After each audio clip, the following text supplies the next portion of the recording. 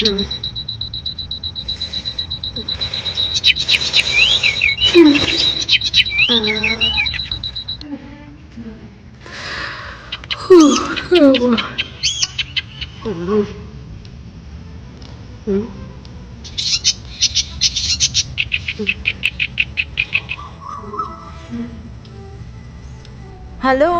good morning. Huh? I said good morning.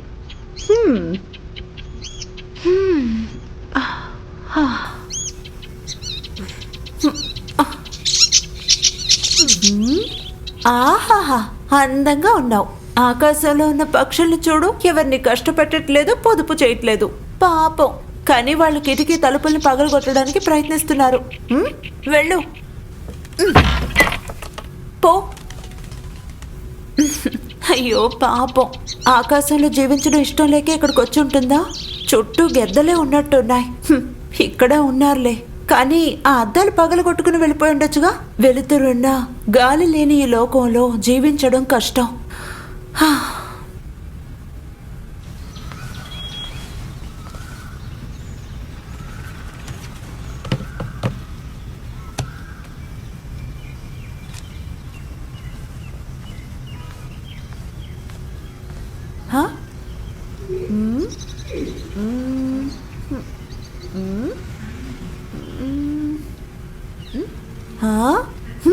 ధన్యవాదాలు. రోజు మేం ప్రాణాలతో ఉన్నామని చెప్పడానికి సాక్ష్యం నువ్వు. ఉదయం లేవగానే అద్దం చూడాలి అని ఏదో ఒక మహాత్ముడు చెప్పాడే, అలా ఎవరు చెప్పుంటారు? ఒకవేళ ఎవరు చెప్పుండరా? అయితే నేనే చెప్తాను. ఉదయం లేవగానే మిమ్మల్ని మీరు అద్దంలో చూసుకోండి. మొహంలో ఉన్న పార్ట్స్ అన్ని సరిగ్గా ఉన్నాయా అని చెక్ చేసుకోండి. ఒకవేళ ఏదైనా చోటు మారిందంటే దాన్ని అక్కడే తీసి పెట్టాలి. కాలం మారిపోయింది కదా, శరీరంలో ఉన్న భాగాలు కరెక్ట్ గా ఉన్నాయో లేదో చూసుకోవాలి. థ్యాంక్ యూ అద్దం సార్, థ్యాంక్ యూ. ప్రతిసారి మిమ్మల్ని చూస్తున్నప్పుడు మొహంలో ఏదో ఒకటి మారిపోయినట్టు అనిపిస్తుంది. కొన్నాళ్ల తర్వాతే నేను తెలుసుకున్నాను, నిజమైన ప్రతిఫలం కాదు అద్దంలో కనిపించేది. అది తప్ప ప్రతిఫలం నిజమే అద్దం. ఓకే.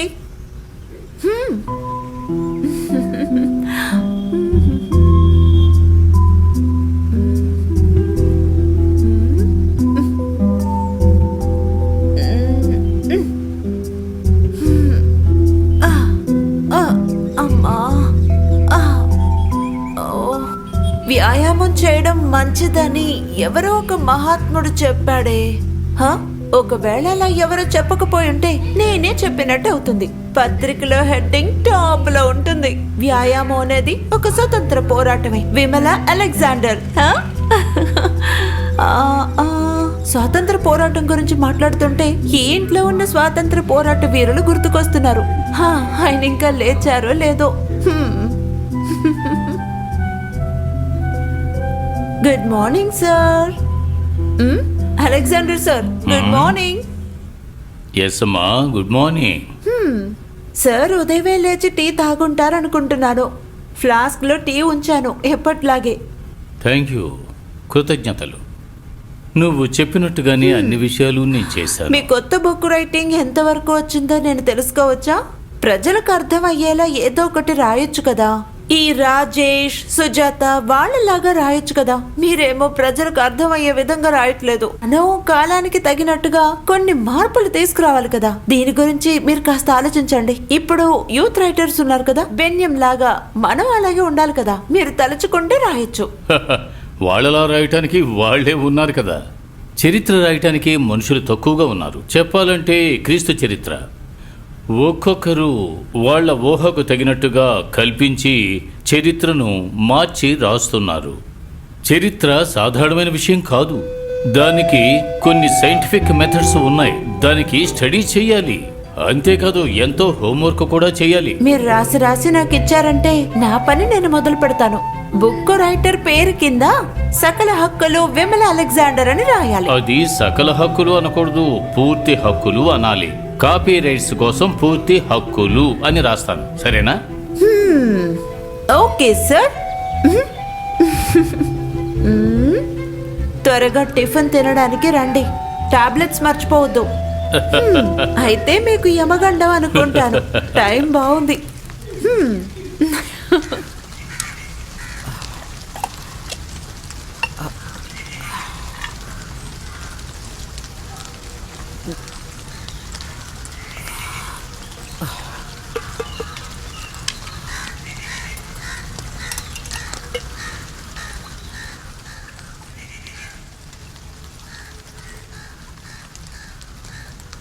పాలు ఇప్పుడే తీసుకొచ్చారు, అందుకే టీ పెట్టడం కొంచెం లేట్ అయింది.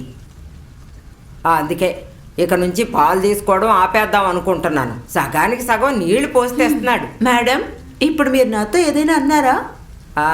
ఏదో అన్నానులే. హా. దీనికి వేరే పనే లేదు.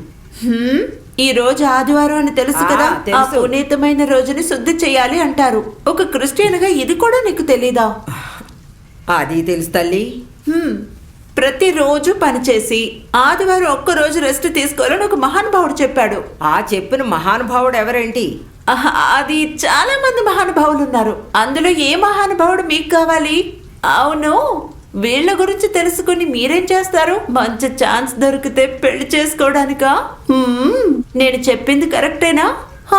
ఇప్పుడు ఏం మించిపోలేదు. ధారాళంగా ఇంకో పెళ్లి చేసుకోవచ్చు. బాగుంది. ముందు టీ తాగు, చల్లారిపోతుంది.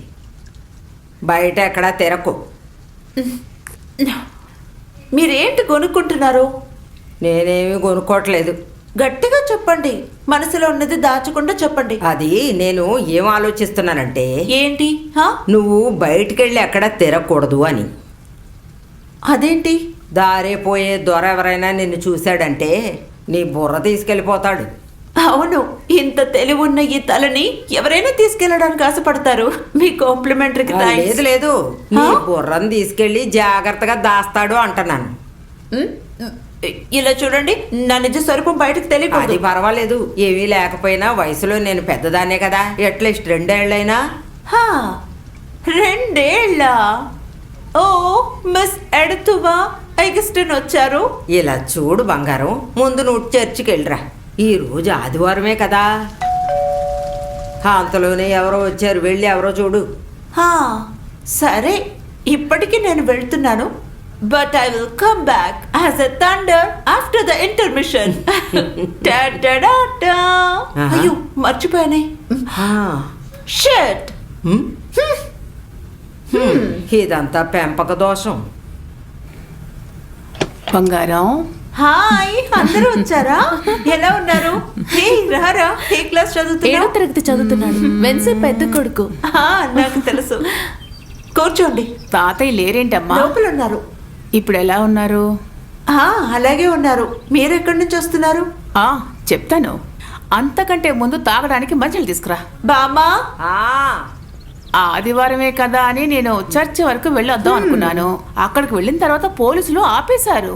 ఇలా చూడు, ఆ చర్చిలో ప్రేయర్ చేయనివ్వకుండా చేస్తున్నారు. అయ్యో, మరైతే విశేష ప్రార్థనలు? ఎవరికి తెలుసు. ఒక మార్పు చూసావు కదా. ఏ మార్పు?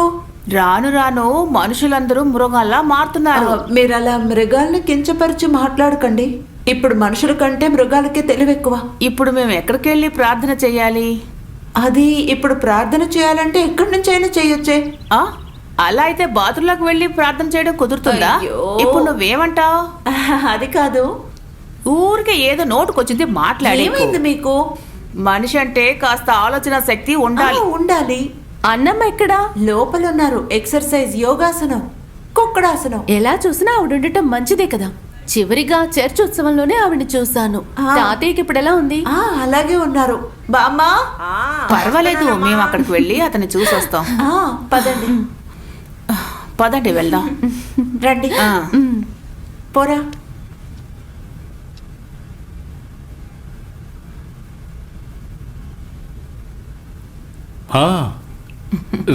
మిమ్మల్ని చూసి ఎన్నాళ్ళయిందో. అందరూ బాగున్నారు కదా? ఓ, మీరు బానే ఉన్నారుగా. ఆయన నించుంటేనే ఒళ్ళు నొప్పులు అంటున్నారు. నడుం కూడా నొప్పట. నేనున్నంత వరకు ఆయన్ని జాగ్రత్తగా చూసుకోగలను. ఆ తర్వాత భార్య పోయిన భర్త, భర్త పోయిన భార్య. ప్రపంచంలో ఎక్కువగా కష్టపడేది వీళ్లే. ఆ తర్వాత వీళ్ళని చూసుకోవడానికి ఎవరు ఉండరు. ఏ ఒక్క విషయం కూడా మనం కోరుకున్న విధంగా జరగదు కదా. దక్కిన జీవితాన్ని సంతోషంగా జీవించాలి. అది తప్ప మనకు వేరే మార్గం లేదు. పెద్దవాళ్ళని చూసుకోవడం అనేది కష్టమైన పనే. వాళ్ళ మనసు చిన్నపిల్లలాగే ఉంటుంది. ఏం అడిగినా ఇట్టే కోపం వచ్చేస్తుంది. అది సరే, ఒక్కో దానికి ఒక్కో కారణం ఉంటుంది. చిన్న చిన్న విషయాల్ని కూడా పెద్దగా భూతద్దంలో చూస్తుంటారు. చాలాసార్లు మావారు కూడా నాతో అన్నారు, వాళ్ళ నాన్నని వృద్ధాశ్రమంలో చేర్పిద్దాం అని. తర్వాత మనం పెద్ద కుటుంబంలో ఉండటం వల్ల దానివల్ల ఏంటి? అదంతా ఏమీ లేదు. ఎన్నో కుటుంబాలు వాళ్ళ తల్లిదండ్రుల్ని ఆశ్రమాల్లో చేర్చేస్తున్నారు. మరోవైపు చూసుకుంటే అది కూడా వాళ్ళకే మంచిది. మందులు భోజనం కరెక్ట్ టైంకి ఇస్తారు కదా. మనకేదైనా అవసరమైతే మనం వెంటనే వెళ్ళి వాళ్ళని చూడొచ్చు. అది ఇప్పుడు ఒక ఫ్యాషన్ అయిపోయింది. చనిపోయాక మార్చురీలో పెట్టినట్టు ఇదొక ప్రెస్టీజ్ ఇష్యూ. భోజనం సిద్ధంగా ఉందమ్మా? సిద్ధంగా ఉంది తాత. ఆ, సరే పదండి, మన అందరం వెళ్ళు. కలిసి తిందాం. ఈయన స్నానం చేసి పేపర్ చదువు రావడానికి టైం పడుతుంది. అవునవును. రా.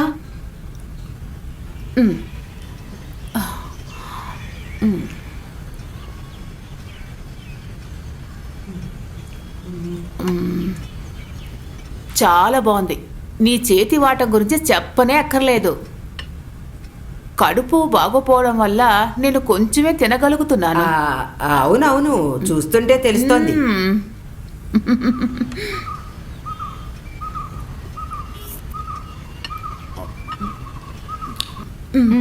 వెళ్ళి చేతులు కడుక్కుందాం. జాగ్రత్త బాబు. త్వరగా వెళ్ళరా. మనం మధ్యాహ్నం లోపు పిన్నింటికి కూడా వెళ్ళాలి. ఆవిడ చూసి చాలా రోజులైంది. త్వరగా వెళ్తే మంచిది. అమ్మాయి ఏది? అది స్నానానికి వెళ్ళింది. ఓ అలాగా. సరే అయితే మేము బయలుదేరుతాం. ఈస్టర్కి ముందు ఒక్కసారైనా రావడం కుదురుతుందేమో చూస్తాను. సరే సరే. అమ్మాయితో మాత్రం ఈ విషయం నేను ఖచ్చితంగా చెప్తాను, మీరు చెప్పండి. బయలుదేరండి. రండి వెళ్దాం.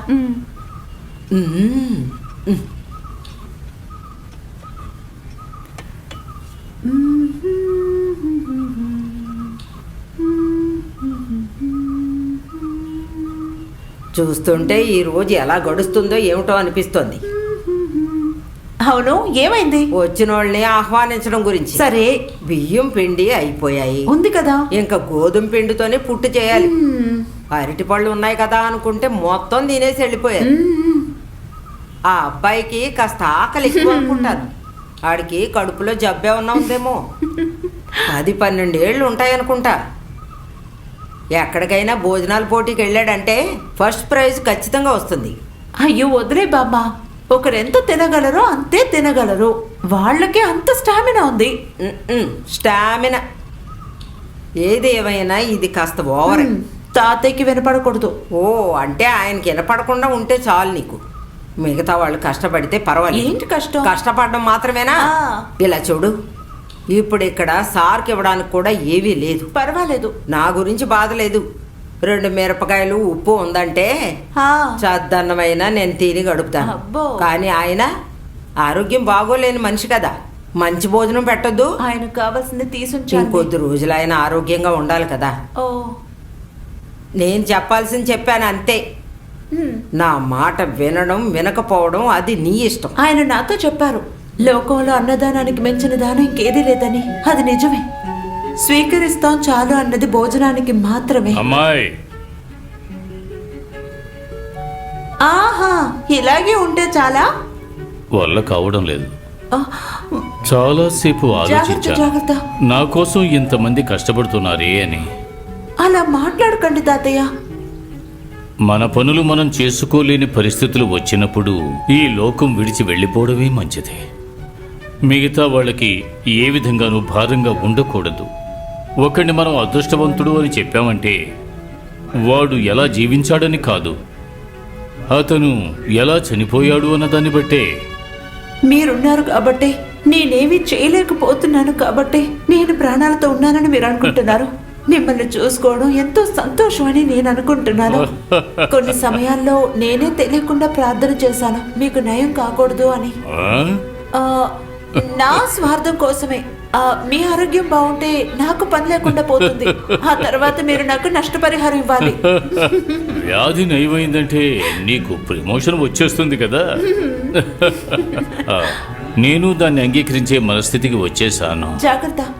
నిజాన్ని అంగీకరించే పక్వం వచ్చిందంటే ఈ వైపు ఏటి ఒడ్డున ఎదురు చూసే పని చెయ్యని కాళ్ళు ఉన్నవాడు ఏదో ఒక దేవుడు వచ్చి మనల్ని కాపాడకుండా ఉంటాడా అని ఓపికతో ఎదురు చూస్తున్నట్ట. దేవుడు అతన్ని అడుగుతున్నారు, రోగం నయం అవ్వడానికి ఆశపడుతున్నావా అని. అది పిచ్చితనం. నయం అవ్వకూడదని ఎవరైనా ఆశపడతారా? ఉన్నారు. జాగ్రత్త. చాలా మంది వ్యాధిగ్రస్తులు తన జాగ్రత్త. వ్యాధి నయం కాదనే జాగ్రత్త, నమ్మకంతో తాతయ్య. ఉన్న వాళ్లే, చావును కూడా ఆశించని వాళ్లే. అందువల్లే మన రాష్ట్రంలోనే కాదు, ఇండియాలోనే వ్యాధిగ్రస్తుల గుంపు పెరిగిపోయింది. చూసుకోవడానికి ఎవరైనా మనుషులు ఉన్నట్టయితే వ్యాధిని సంతోషకరమైన విషయంగానే కొంతమంది భావిస్తున్నారు. నేను దారుణమైన వ్యాధుల గురించి అనడం లేదు. మీరెందుకు ఇలా అంటున్నారు? నేను చెప్పేదంతా నిజమేనమ్మా. కొంతమంది, ముఖ్యంగా సౌకర్యం ఉన్న మిడిల్ ఏజ్కి చెందిన చాలా మంది తన సొంత బంధువుల దృష్టిని మరల్చాలని కోరుకునేవాళ్లే. నాకు తెలుసు, చాలామంది రాజకీయ నాయకులు, ఎంతోమంది వ్యాధిని తన సన్నిహిత తోడుగా భావిస్తున్నారు. నా వల్ల కావడం లేదమ్మా. ఒక్కోసారి ఏం చెయ్యాలో అసలు పాలుపోవడం లేదు. మీ వల్ల కాకపోతే పర్వాలేదు. ఎవరు వచ్చినట్టుగా ఉన్నారు. ఎవరు వెళ్ళి చూడమ్మా. వెళ్ళు.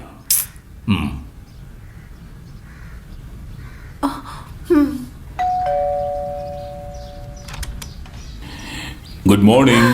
What a pleasant surprise. నేను నిన్ను సర్ప్రైజ్ చేద్దాం అనుకున్నాను, కానీ నువ్వే గెలిచావు. గెలిచేశాను. చాలా ఆశ్చర్యపోయాను. ఇది సరిపోతుందా?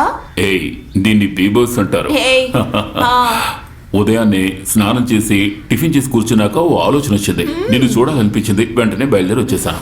అలాగే అలెగ్జాండర్ గారితో కూడా మాట్లాడి వెళ్దామని. దొంగ. ఆయన పేరు చెప్పుకుని ఇక్కడికి వచ్చేసావా? అయ్యయ్యో, నేను మిగతా వాళ్ళగా కాదు, చాలా డిఫరెంట్. ఓ, బాగా తెలుసు. ఇలాంటి ఫ్లర్టింగ్ అవి నాకు ఫ్యాసినేషనే కాదు. డోంట్ లైంగ్. అందరూ ఈ వయసులో అనుభవించే ఒక రకమైన ఫ్యాసినేషన్. అలా ఏమైనా ఉంటే చెప్పడానికి నేను సిగ్గుపడ్ను. నేను పనిచేస్తున్న కాలేజీలో ఎంత అందమైన అమ్మాయిలు ఉన్నారో తెలుసా? అందమైన ప్రొఫెసర్స్ కూడా ఉన్నారు. సర్లే వదిలే. సార్ ఎక్కడున్నారు? ఆయన రెడీ అవుతూ ఉన్నారు. ఇంకాసేపట్లో వచ్చేస్తారు. అవును, బుక్ రాస్తున్నారుగా, ఏమైంది? దాదాపు అయింది. నేనేగా రాయాలి. ఫ్రీగా ఉన్నప్పుడే కదా రాయగలను. ఈ రోజు మంచి సండే. అన్ని సండేస్ మంచి సండేసే. ఊరికే మనిషిలో సంవర్ధనాన్ని పెంచడానికి ఈ సండే అనే వంక. లేకపోతే పర్టికులర్ గా సండే ఎందుకు కావాలి? కానీ మాలాంటి క్రిస్టియన్స్ కి ఆదివారం మంచి రోజే. క్రిస్టియన్స్ అందరూ కలిసి సండేని ఒక స్పెషల్ డేగా మార్చేశారని చెప్పాలి. నేను ఒప్పుకుంటాను. ఈ రోజు గొడవ పడే మూడ్లో లేను. ఈ రోజు కాస్త ఫ్రీగా ఉన్నాను, అందుకే రాద్దామని ఆలోచిస్తున్నాను. అప్పుడే నువ్వు ఇక్కడికి వచ్చావు. సర్లే, నేను బయలుదేరుతాను. అదేం కాదు, వచ్చారు కదా, తాతయ్యని చూసి వెళ్ళండి. రూమ్ లోని 24 గంటలు చదువుతుంటే బోర్ కొట్టింది, అందుకే బయటకు వచ్చాను. ఒక బ్యాచులర్ కండిషన్ ఎలా ఉంటుందో నీకు తెలిసే ఉంటుంది. బాగానే తెలుసు. కొద్ది రోజులుగా ఈ బ్యాచులర్ ని చూస్తున్నానుగా. అది సరే, మీరు చదువుతున్న స్పెషల్ బుక్ ఏంటి? చెప్పేంత కొత్తదేం కాదు, ఎప్పుడు చదివే బుక్ లాంటిదే. A brief history of time. అంటేనా? చదువుతున్నాను, మళ్ళీ చదువుతున్నాను. చదివారా? లేదు. In fact now I'm in psychology of search of God. What you mean? చెప్తాను. నేను ఆ దేవుడి మైండ్ సెట్ గురించి బాగా డీప్ గా చదువుతున్నాను. ఓ, అయితే అది సమస్య కదా. నిన్న నువ్వు ఫోన్ చేసినప్పుడు అనుకున్నాను ఏంటి? నీ బ్రెయిన్ లో ఏదో సమస్య ఉంది అని. వస్తున్నాను తాతయ్య, ఉండొస్తాను. అంతవరకు ఆ పేపర్ చదువుతూ ఉండు. మంచి హాట్ న్యూస్ డైలీ వస్తుంది. లేదంటే టీవీ చూస్తూ ఉండు. Okay madam. పర్వాలేదు. ఎవరితోనూ మాట్లాడుతున్నట్టున్నావు? ఆయన మహానుభావుడే. మీ శిష్యుడు ఫిజిసిస్ట్ అయిన మిస్టర్ ప్రదీప్ గారు. ఆహా, ప్రదీప. ఏమిటట విశేషం? విశేషాలేమీ లేవని చెప్పారు. ఇక నేనేం అడగలేదు. ఈ రోజు కొంచెం రాద్దామని అనుకున్నా. రాయాలి. ఇలా ఫ్రీగా ఉన్నప్పుడే నేను మీకు హెల్ప్ చేయగలను. ఆ ఏసీ బుక్ వాళ్ళు పిలిచారు. బుక్ ఎంతవరకు పూర్తయిందని అడిగారు. డబ్బులు ఏమైనా కావాలంటే అడగడానికి మొహమాట పడొద్దన్నారు. అడ్వాన్స్ ఏమీ తీసుకోకూడదు. అప్పుడది కమిట్మెంట్ అయిపోతుంది. పోను పోను అది ఇద్దరికీ చెడ్డ పేరు తెస్తుంది. ఒకరి మధ్య ఒకరికి భేదాభిప్రాయాలు ఏర్పడి మనస్తాపం కలుగుతుంది. ఏ పనైనా సరే ఈ సమయానికి ఇస్తారు అని ఒప్పుకోకూడదు. అయితే ఏ పని సరిగ్గా జరగదు.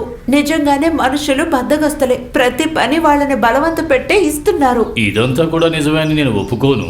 ఇష్టమైన పనిని త్వరగా పూర్తి చేసి ముగిస్తారు. ఇష్టం లేని పని ఆలస్యం అవుతుంది. తర్వాత చూసామంటే వ్యక్తిగత విషయాలు కూడా దీనికి సంబంధించిన. అది ఏ పనైనా సరే, ఇప్పుడు ఇష్టం ఉన్న పనైనా సరే, బిజినెస్ చేసే వాళ్ళకి ఇష్టం లేకపోవచ్చు. పోను పోను ఇష్టం తగ్గిపోతుంది. నేను అందుకనే చెబుతున్నాను, కళని ఒక వృత్తిలా చూడకూడదు అని. నేనెప్పుడు అలాగే చెబుతూ ఉంటాను. ఇంకో విషయం ఏమిటంటే, మన పనులు అన్నీ కూడా ఒక లక్ష్యం కలిగి ఉండాలి. లక్ష్యం లేకుండా ఉండకూడదు. నాకు అర్థం కాలేదు. నాకు నీ మీద ప్రేమ ఎక్కువ. ఆ ప్రేమ అలవి కానిది. తప్పనిసరి పరిస్థితుల్లో ఏదో ఒక స్వార్థంతో నీ మీద ప్రేమను నటించాను అంటే ఆ సమయంలో నువ్వు ఒక దారిగా మారిపోతావు. దానికి అవకాశం ఉంది. మంచి కొటేషన్ దొరికింది.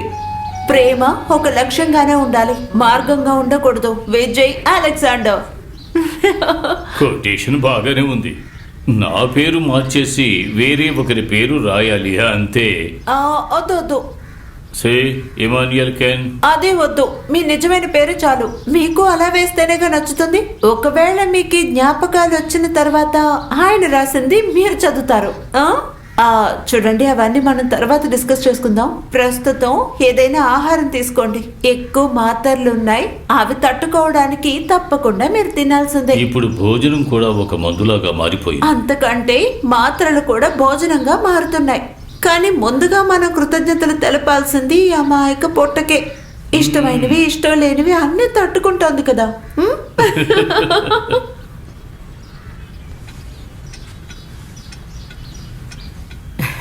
మీ గురించి రోజు ఇంట్లో మాట్లాడుతూ ఉంటాను.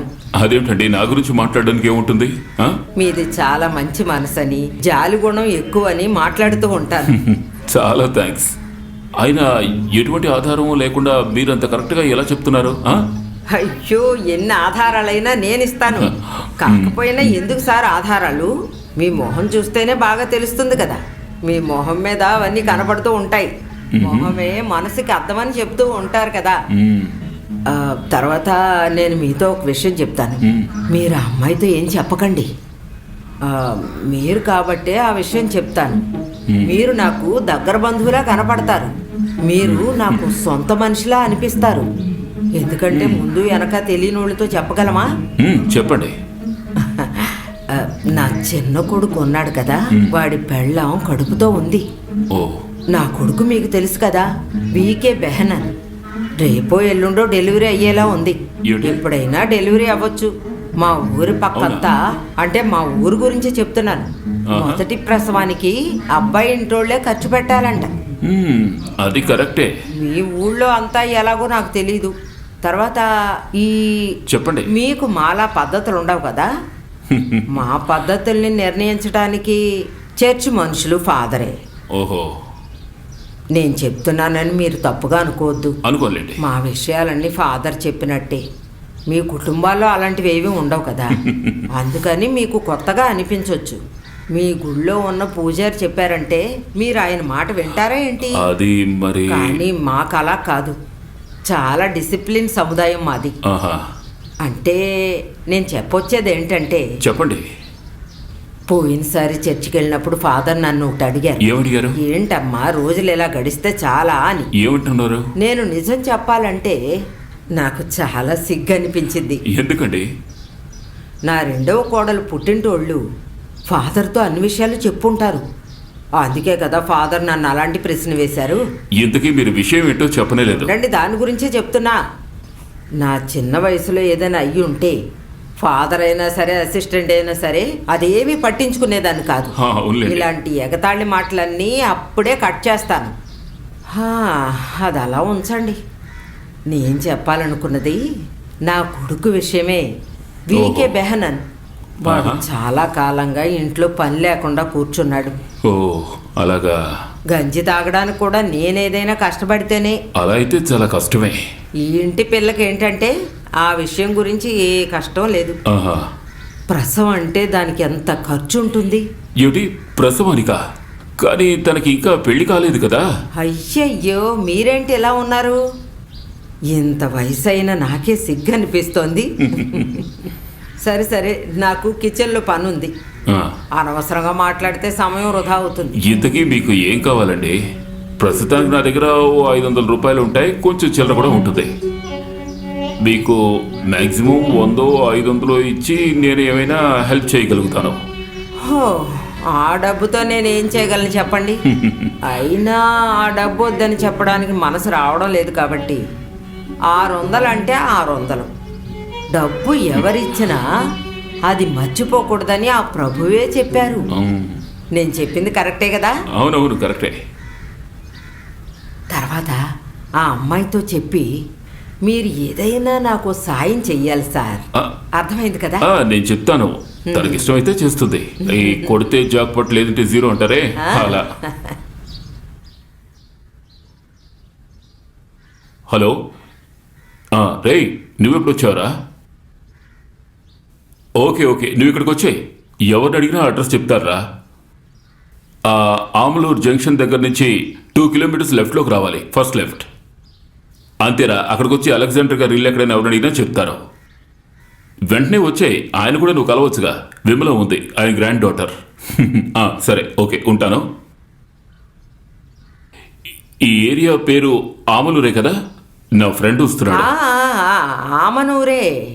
మీ ఫ్రెండ్ రావడం మంచి విషయమే, కానీ ఎక్కడైనా కొంచెం తినేసి రమ్మనండి. ఇక్కడ వండి పెట్టడానికి ఎవరూ లేరండి.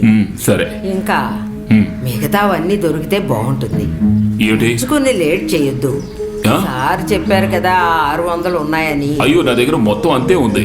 అరే, 600 కొంచెం చిల్లర కూడా ఉందని నాతో చెప్పారు కదా. మ్మ్. నాకు వయసు పెరిగే కొద్దీ జ్ఞాపక శక్తి ఎక్కువ అవుతోంది. ఇలా చూడండి, చాలా అర్జెంట్ కాబట్టే మిమ్మల్ని అడిగాను, తప్పుగా అనుకోకండి. తర్వాత నా గురించి మీకు విషయాలు తెలియాలంటే ఆ చర్చికి పక్కనే ఉన్న వాళ్ళని ఎవరిని అడిగినా చెప్తారు. అన్నమ్మ అని అడిగితే చాలా అందరూ చెప్తారు. అయ్యో, నేను ఎవరిని ఏమీ అడగను. ఇదిగోండి. అయ్యో, ఏంటిది 500 ఇచ్చారు? అదెందుకు బాక్స్లో పెట్టుకుంటారు? తీస్తే మళ్ళీ పెట్టకూడదు. తీసిన కత్తిని మళ్ళీ వరలో పెట్టడం వీరుడికి మంచిది కాదు. నాకు ఈ 100 కూడా చాలా అవసరం కదా. ఇలా చూడండి, నేను ఈ డబ్బు తీసుకున్న విషయాన్ని ఎవరితోనూ చెప్పరని నాకు బాగా తెలుసు. నీకు అలాంటి నీచ స్వభావం లేదని తెలుసు. కుడి చేత్తో ఇచ్చింది ఎడం చేతికి తెలియకూడదు అని అంటారు. అయినా కూడా ఏదో తెలియకుండా ఇక్కడ ఉన్న అమ్మాయితో చెప్పకండి, సరేనా? కాస్త కూడా ఇంగిత జ్ఞానమే లేని పిల్ల. ఎప్పుడు చూసినా లోడ వాగుతూనే ఉంటుంది. నాకు వింటుంటేనే కడుపు మండిపోతోంది చూడండి. తర్వాత నేను టెన్షన్ అయిపోతాను. సరే, ఇక నేను వెళతాను. కిచెన్లోకి వెళ్ళి వంట ఏం చేయకపోతే మధ్యాహ్నం ఎవరికి భోజనాలు ఉండవు. నేను వెళ్ళరానా? సరే. మొత్తం తెల్ల చుట్టే. అయితే డై వేసుకోనా? ఏం అక్కర్లేదు. Good morning sir. అయ్యో సారీ, అనుమతి లేకుండా వచ్చేసాను. ఇట్స్ ఆల్ రైట్, రా.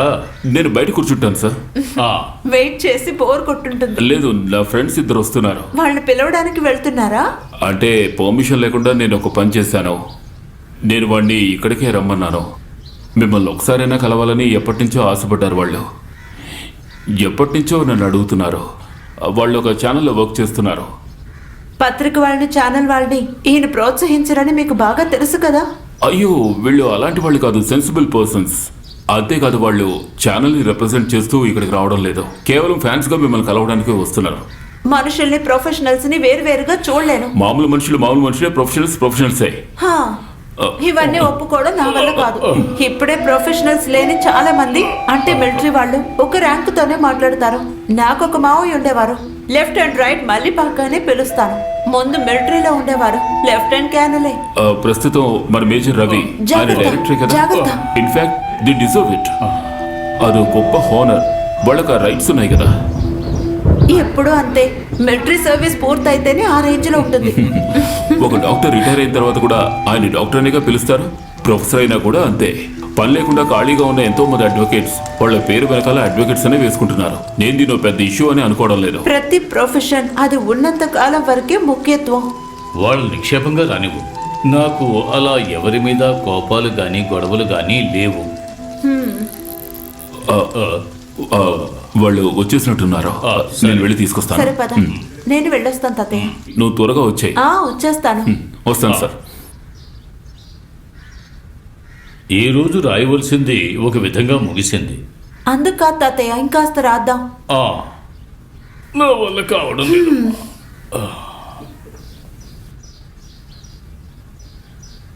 తాతయ్య మీరు చెప్పండి చాలు, నేను రాసేస్తాను.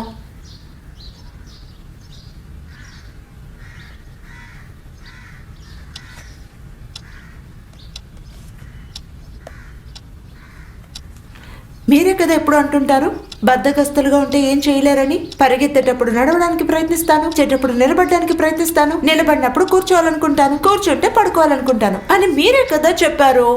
ఇంతవరకు రాసిన లాస్ట్ పారాలైన్ చదువుతాను. ఆంధ్రప్రదేశ్లో ఉన్న ప్రజల్లో 18 లేక అంతకు పైన ఉన్న క్రీస్తు ప్రజల్ని 3గా విభజించారు. ఉన్నత జాతి లేక సూర్యానిక్ క్రిస్టియన్స్, షెడ్యూల్డ్ సెక్షన్లో ఉన్న క్రిస్టియన్స్, తర్వాత దళిత్ క్రిస్టియన్స్. బ్రాహ్మణ కులం ఆంధ్రప్రదేశ్లో ఎక్కువయ్యేది 7వ శతాబ్దం నుంచి 12వ శతాబ్దం వరకే. బైబిల్లో ఏం చెప్పారంటే ఇక్కడ మొదలు పెట్టాలనుకున్న సమయంలో ఈ ఊళ్ళో ఉన్న మిగతా జాతి వాళ్లతో బ్రాహ్మణ పారంపర్యం ప్రశ్నార్థకమైంది. పెద్ద రీతిలో హిందూ పోలరైజేషన్ అప్పుడు జరిగింది. ఈ పరిస్థితిలోనే 16వ శతాబ్దం చివరి కాలంలో మొదలై ఉదయం పేరు సున్నగు దోసం, ఆ తర్వాత కొద్ది కాలం క్రితం రోస్, బ్రిటో, గ్యాసీ అనే 3 పరిపాలనలో ఇక్కడ ప్రత్యేకంగా చెప్పాల్సిన విషయం 1599 జూన్ 20న సున్నగు దోషం మొదలైంది. ఆ రోజు ఏర్పడిన గొప్ప మార్పుని స్వీకరించకుండా అది లేకుండా చేసే ఈనాటి రైటర్స్ ప్రయత్నం మనమంతా పక్కన పెట్టాల్సిన విషయమే. మరొకరు చెప్పిన విషయాన్ని కూడా ఇందులో చేరిస్తే బాగుంటుంది. రాస్కో, పోర్చుగీస్ వాళ్ళు ఇక్కడికి వచ్చి క్రిస్టియన్లతో ప్రత్యేకమైన కొన్ని జీవిత విధానాల్ని లేకుండా చేసి బయట దేశాల్లో ఉండే క్రిస్టియన్స్ లాగా ఇండియా వాళ్ళని పని చేయించడానికి ప్రయత్నం చేశారు.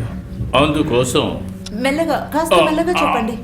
1599లో ఉదయం పేరూరులో ఒక చర్చిలో పెద్ద మీటింగ్ జరిపి అక్కడి నుంచే విదేశ చర్చితో సంప్రదాయం, వాళ్ళ అలవాటులు, ఆచారాలు తిరిగి తిరిగి ఇక్కడ ఉన్నవాళ్ళు ఆచరించే విధంగా ప్రయత్నాలు చేశారు. అమ్మ, ఎవరు బెల్లు కొట్టారు? ఎవరో వచ్చినట్టున్నారు. ముఖ్యంగా రాసేటప్పుడు ఎవరో ఒకరు వస్తారు. నా చెయ్యి పట్టుకోమ్మా. రండి తాతయ్య, నేను వస్తాను. మెల్లగా. పదమ్మా. రండి తాతయ్య, మెల్లగా, జాగ్రత్త. జాగ్రత్త తాతయ్య, మీరు అలా కూర్చోండి, నేను చూసొస్తాను. కూర్చోండి తాతయ్య, జాగ్రత్త.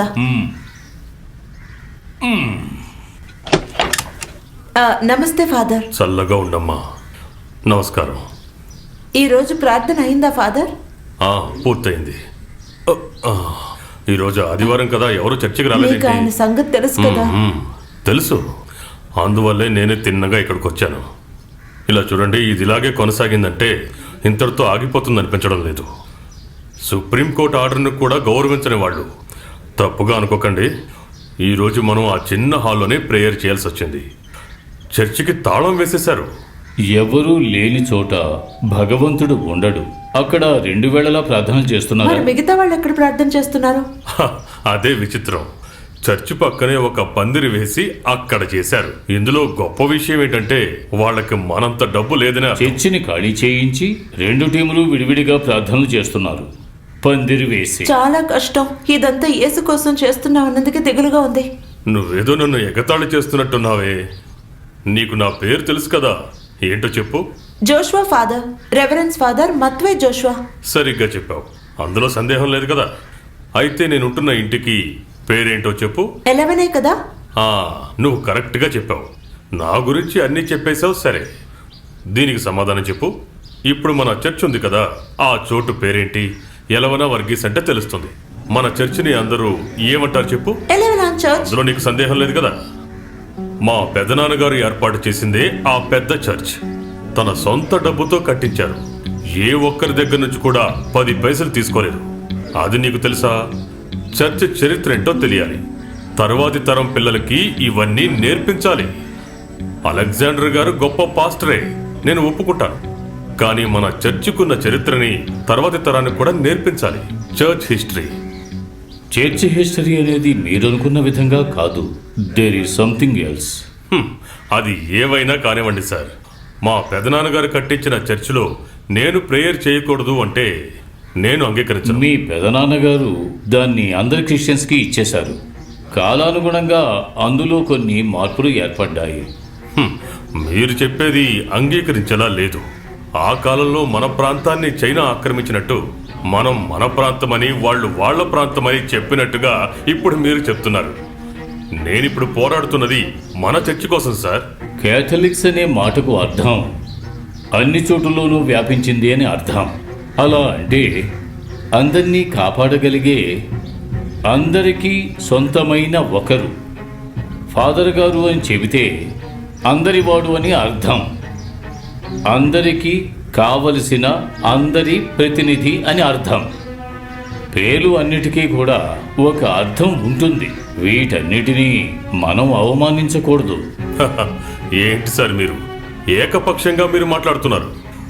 క్లీమెస్ గారు ఏం చెప్పారు? ఈ క్లీమిస్ అనే పదానికి ఏంటి అర్థం? ద్రాక్ష తీగ. ఏమన్నారు? అదే ద్రాక్ష తీగ. క్లీమిస్ అనే మాటకు అర్థం ద్రాక్ష తీగ. యూనివర్స్ గురువు సంభాళించడానికి దారి అన్నారు. సార్, మీ వంశానికి చెందిన వాళ్ళు మాతోనే ఉన్నారు. అది కరెక్టే, కానీ దేవుడి పేరు మీద గొడవలు పడడం అంగీకరించలేం. అది ఎవరైనా సరే. సార్, మీలాంటి వాళ్ళు ఇలా మాట్లాడడం నేను అంగీకరించలేను. ఇలా చూడండి, ఇప్పుడు అందరూ కూడా మిమ్మల్ని సపోర్ట్ చేయాలని నేను కమిటీలో చెప్పాను. చర్చి కవి అనే బిరుదు కూడా మీకు వస్తుంది. పదవి అనేది చాలా ముఖ్యం. వద్దు, అదేమీ వద్దు. చర్చి కవి అది ఆల్రెడీ ఒకరికి ఇచ్చారు కదా, సిపి సండీ గారికి. నాకు దానికి అర్హత లేదు. ఒకవేళ ఎవరికైనా ఇవ్వాలనుకుంటే అది వేరే ఎవరైనా మంచి కవి గారికి ఇవ్వండి. చర్చి కవి, లేదంటే కొత్తగా ఏదో ఒక పేరు, కొత్తగా ఏదో ఒకటి ఆలోచించి ఇది బాగుంది, కళా తిలకం. ఇదేమైనా కాలేజ్ ఫంక్షనా మీ ఇద్దరికి అవార్డు ఇవ్వడానికి? కవి స్నేహితుడు లేదా కవి తిలకం. అలా నేనేం కవిత రాయలేదే ఆ విధంగా ఇవ్వడానికి. సార్ ఇప్పుడు కూడా కవితలు రాయగలరు. ఒకవేళ మీ వల్ల కాకపోతే మీకు బదులుగా నేను రాసిస్తాను. వద్దులేండి. సార్ లాంటి ఒక ఇంటర్నేషనల్ ఫిగర్కి మన చర్చి తరపున సపోర్ట్ ఇవ్వలేదంటే అది మాకే కదా అవమానం. మీకు విషయం తెలుసా? మన చర్చి తరపున ఒక సిలువను తయారు చేయబోతున్నాం. ఆల్రెడీ ఇంకొకటి ఉంది కదా. అది వాళ్ళది కదా. కోర్టు తీర్పు వచ్చిన తర్వాత ఖర్చు పెట్టి దాన్ని చేయించిన వ్యక్తి వాళ్ళ వైపు చేరిపోయారు కదా. ఇప్పుడు కమిటీ నిర్ణయం అంతకంటే పెద్దదైన ఒక సిలువను తయారు చేయాలని ప్లాన్ చేశాం. మీరు ముందుండి నడిపిస్తే చాలు. డబ్బుల సంగతి మేం చూసుకుంటాం. కుర్రాళ్ళంతా ఏమనుకుంటున్నారంటే మహేష్ బాబునో నాగార్జునో తీసుకొచ్చి ఒక స్టార్ నైట్ జరిపించి అదే స్టేజ్ మీద ఫిల్మ్ స్టార్లు మీకు ఆ బిరుదుని ఇస్తారు. అమ్మా, భోజనం పెట్టమను. అన్నమ్మా. ఏంటి? బామా వినపడుతోంది. అయితే మీరు రండి, భోంచేద్దాం. అరే, నేను ఉపవాసం ఉంటున్నాను. 3 గంటల తర్వాతే తింటాను. సరే, నేను బయలుదేరుతాను. సార్, మీరు కొంచెం ఆలోచించి నిర్ణయం తీసుకోండి. సరే ఫాదర్. మాత్ర వేసుకోవాలి కదా.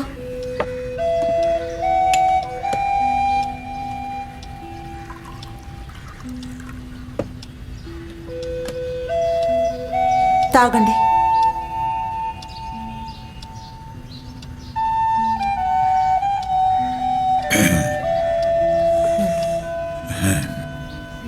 లేవండి, జాగ్రత్త. మెల్లగా మెల్లగా లేవండి.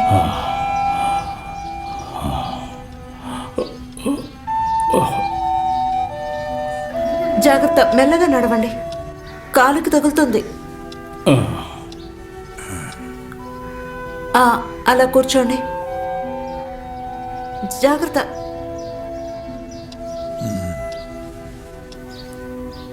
మెల్లగా కూర్చోండి.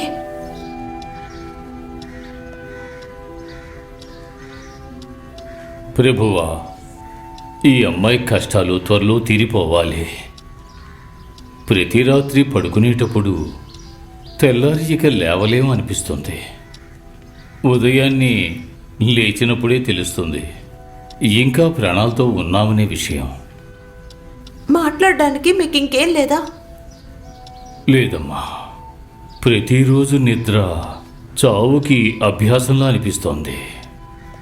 ఒకే ఒక కోరిక ఉంది, ఎవరికి కష్టం కలిగించకుండా ఇక్కడి నుంచి వెళ్ళిపోవాలి. నిద్దట్లోనే ప్రాణాలు పోయి వరం నాకు దక్కాలమ్మా, ప్రశాంతమైన మరణం. మీరు వెళ్ళిపోతే నేనేమైపోతాను? నేను అనాథనే కదా. చూడమ్మా, నిజాన్ని అంగీకరించాలి. నాకున్న దిగులంతా నీ గురించి మాత్రమే. మన ఊరు పరిస్థితి ఆడపిల్ల ప్రశాంతంగా జీవించడానికి అనువుగా లేదు. ఒక బాధ్యత గల వ్యక్తికి నిన్ను అప్పగించానంటే నా మనసుకు ప్రశాంతంగా ఉంటుంది. అనవసరంగా ఆలోచించకండి, పాజిటివ్గా థింక్ చేయండి. రేపు చేయబోయే పనులు ఇవాళ ప్లాన్ చేయండి. అవన్నీ అనవసరమైన విషయాలేనమ్మా. ఇకపైన ఈ జీవితంలో ఆరోగ్యంగా లేచి తిరిగి నా పనులు నేనే చేసుకుంటాను అని నాకు పూర్తిగా నమ్మకం పోయిందమ్మా. అంతా దేవుడికి అప్పగించి మనం ప్రశాంతంగా ఉందాం. జీవితంలో ఎన్నో కష్టాలు అనుభవించిన వాణ్ణి, అంటే కంఫర్ట్ లేని పరిస్థితి. అయినప్పటికీ నన్ను ఎక్కువగా దిగులు పరిచేది నీ విషయం మాత్రమే. నా విషయం గురించి ఆలోచించకండి. నేను ఎక్కడున్నా బతికిపోతాను తాతయ్య. నోరిచ్చిన దేవుడు ఇంకేదైనా ఇస్తాడు. నాలాంటి ఒకడు చెప్పకూడని విషయం అయినా కానీ చెబుతున్నాను. నాకు ఒక ఆశ ఉంది, అది నెరవేర్చగలనా అని తెలీదు. ఇంకో విధంగా చూస్తే అది చిన్న పిల్లాడి లాంటి ఆశ.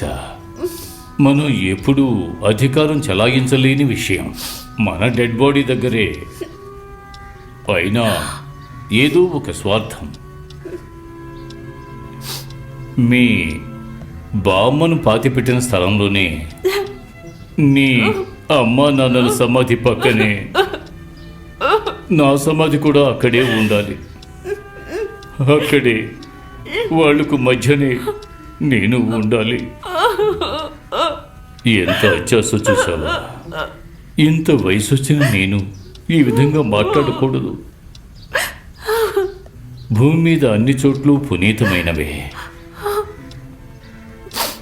తాతయ్య ఎందుకు ఇలా మాట్లాడుతున్నారు? ఎవరికి తెలుసు ముందెవరు పోతారో? ఏది మన చేతుల్లో లేదు తాతయ్య. మీరు ప్రార్థన చేసుకుని ముందు నిద్రపోండి. ఏదైనా అవసరం అయితే పిలవండి, అంతే. Good night. Good night.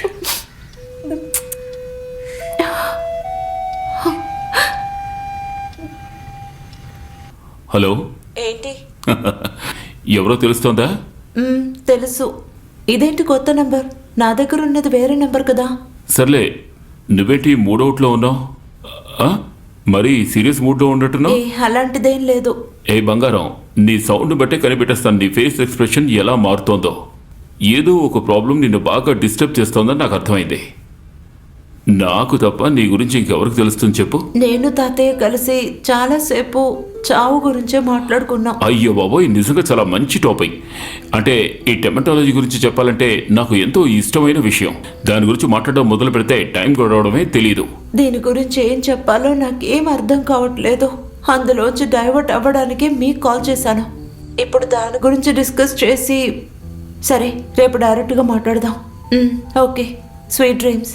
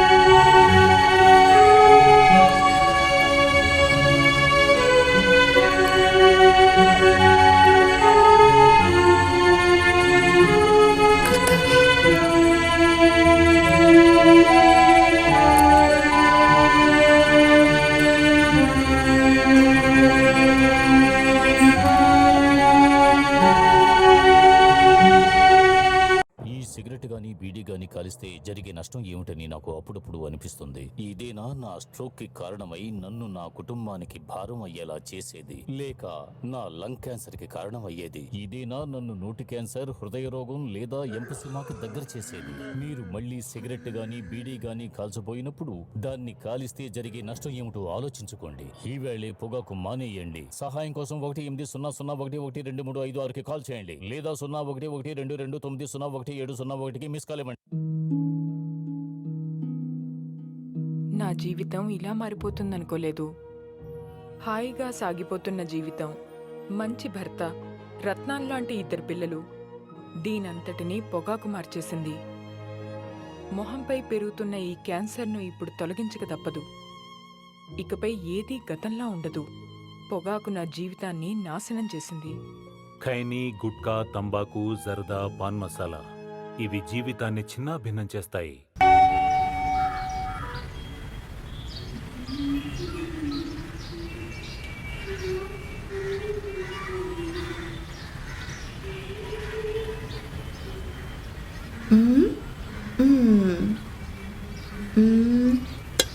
Pack చేసేసారా? ఏదన్నా తినేసి వెళ్ళు. ఉదయమే మొదలు పెట్టారు. ఏంటిది? హిడియాపానికి కొబ్బరి లేదు. అది సరే, నేనెక్కడికి వెళ్ళను కొబ్బరికాయకి. నాకు మ్యాజిక్లు రావమ్మా. కొబ్బరికాయలు ఇప్పుడు ఎంత ధర అనుకుంటున్నావు? బంగారం రేటు చెప్తున్నారు. అయినా కొబ్బరికాయ రేట్లు పెంచమనే కదా మీరందరూ చెప్తున్నారు. ఇంత చిన్న కొబ్బరికాయకి ఎంత రేటు చెప్తున్నారో తెలుసా?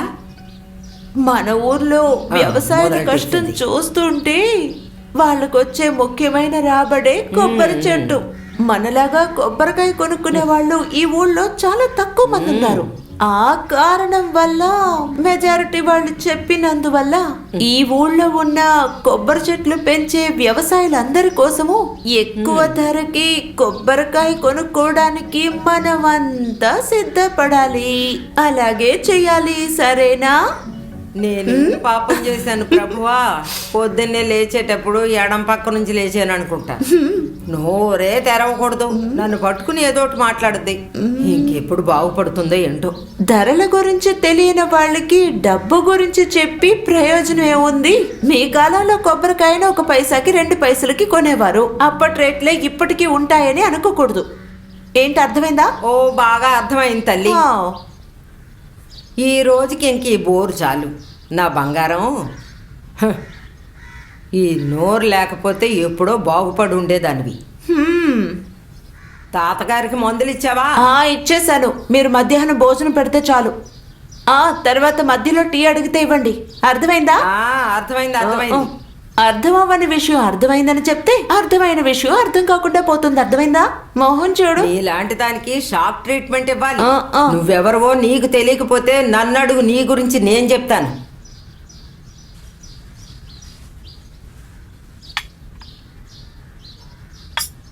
ఇలా చూడు, నేను ఆ రోజు నీకు చెప్పిన విషయం. ఏ విషయం? ఎప్పుడు చెప్పిన విషయం? మనం చాలా విషయాలు ఎన్నోసార్లు మాట్లాడుకున్నాం. అందులో ఏ విషయం? అది మొన్న నీతో ఒక విషయం చెప్పాను కదా, నా 2వ కొడుకు పెళ్ళం విషయం. ఆ PK Behanan. Yes, proceed. Next week delivery అవుతుందని డాక్టర్ చెప్పారు. మనం కూడా ఏదన్నా ఇవ్వాలి కదా. ప్లూరల్ ఏం అక్కర్లేదు. నాకు లేక నేను, ఇదే యూజ్ చేయండి. కాస్త సీరియస్గా మాట్లాడు. హాస్పిటల్కి చాలా ఖర్చు అవుతుందట. ఎప్పుడు డబ్బు కావాలి? ఈరోజు కానీ రేపు కానీ దొరికితే చాలా మంచిది. అంతేకాకుండా ఆపరేషన్ చేయాలని డాక్టర్ చెప్తున్నారు. వాళ్ళతో చెప్పు 2 వారాల తర్వాత కంటే చాలని. నాకు అప్పుడే డబ్బు వస్తుంది. అయ్యయ్యో, ఏంటమ్మా హఠాత్తుగా ఎలా అంటున్నావు? నెక్స్ట్ వీక్ డెలివరీ అవుతుందని చెప్తున్నారు. డబ్బు చేతికి వచ్చిన తర్వాత ప్రసవించంటే బాగుంటుందా? ఏంటో నువ్వు నీ మాటలు. ఇలా చూడు, ఒకవేళ నీ దగ్గర డబ్బులు లేవంటే ఏదైనా తాకట్టు పెట్టడానికైనా దొరుకుతుందా? ఏదైనా నాకు పర్వాలేదు. డబ్బు దొరకగానే దాన్ని ఇడిపించి ఇచ్చేస్తాలే. ఆశని మనసులోనే ఉంచుకోండి. నా దగ్గర బంగారం అంటూ ఉన్నది ఇదొక్కటే. నా దగ్గర ఇంకే నగలు లేవు.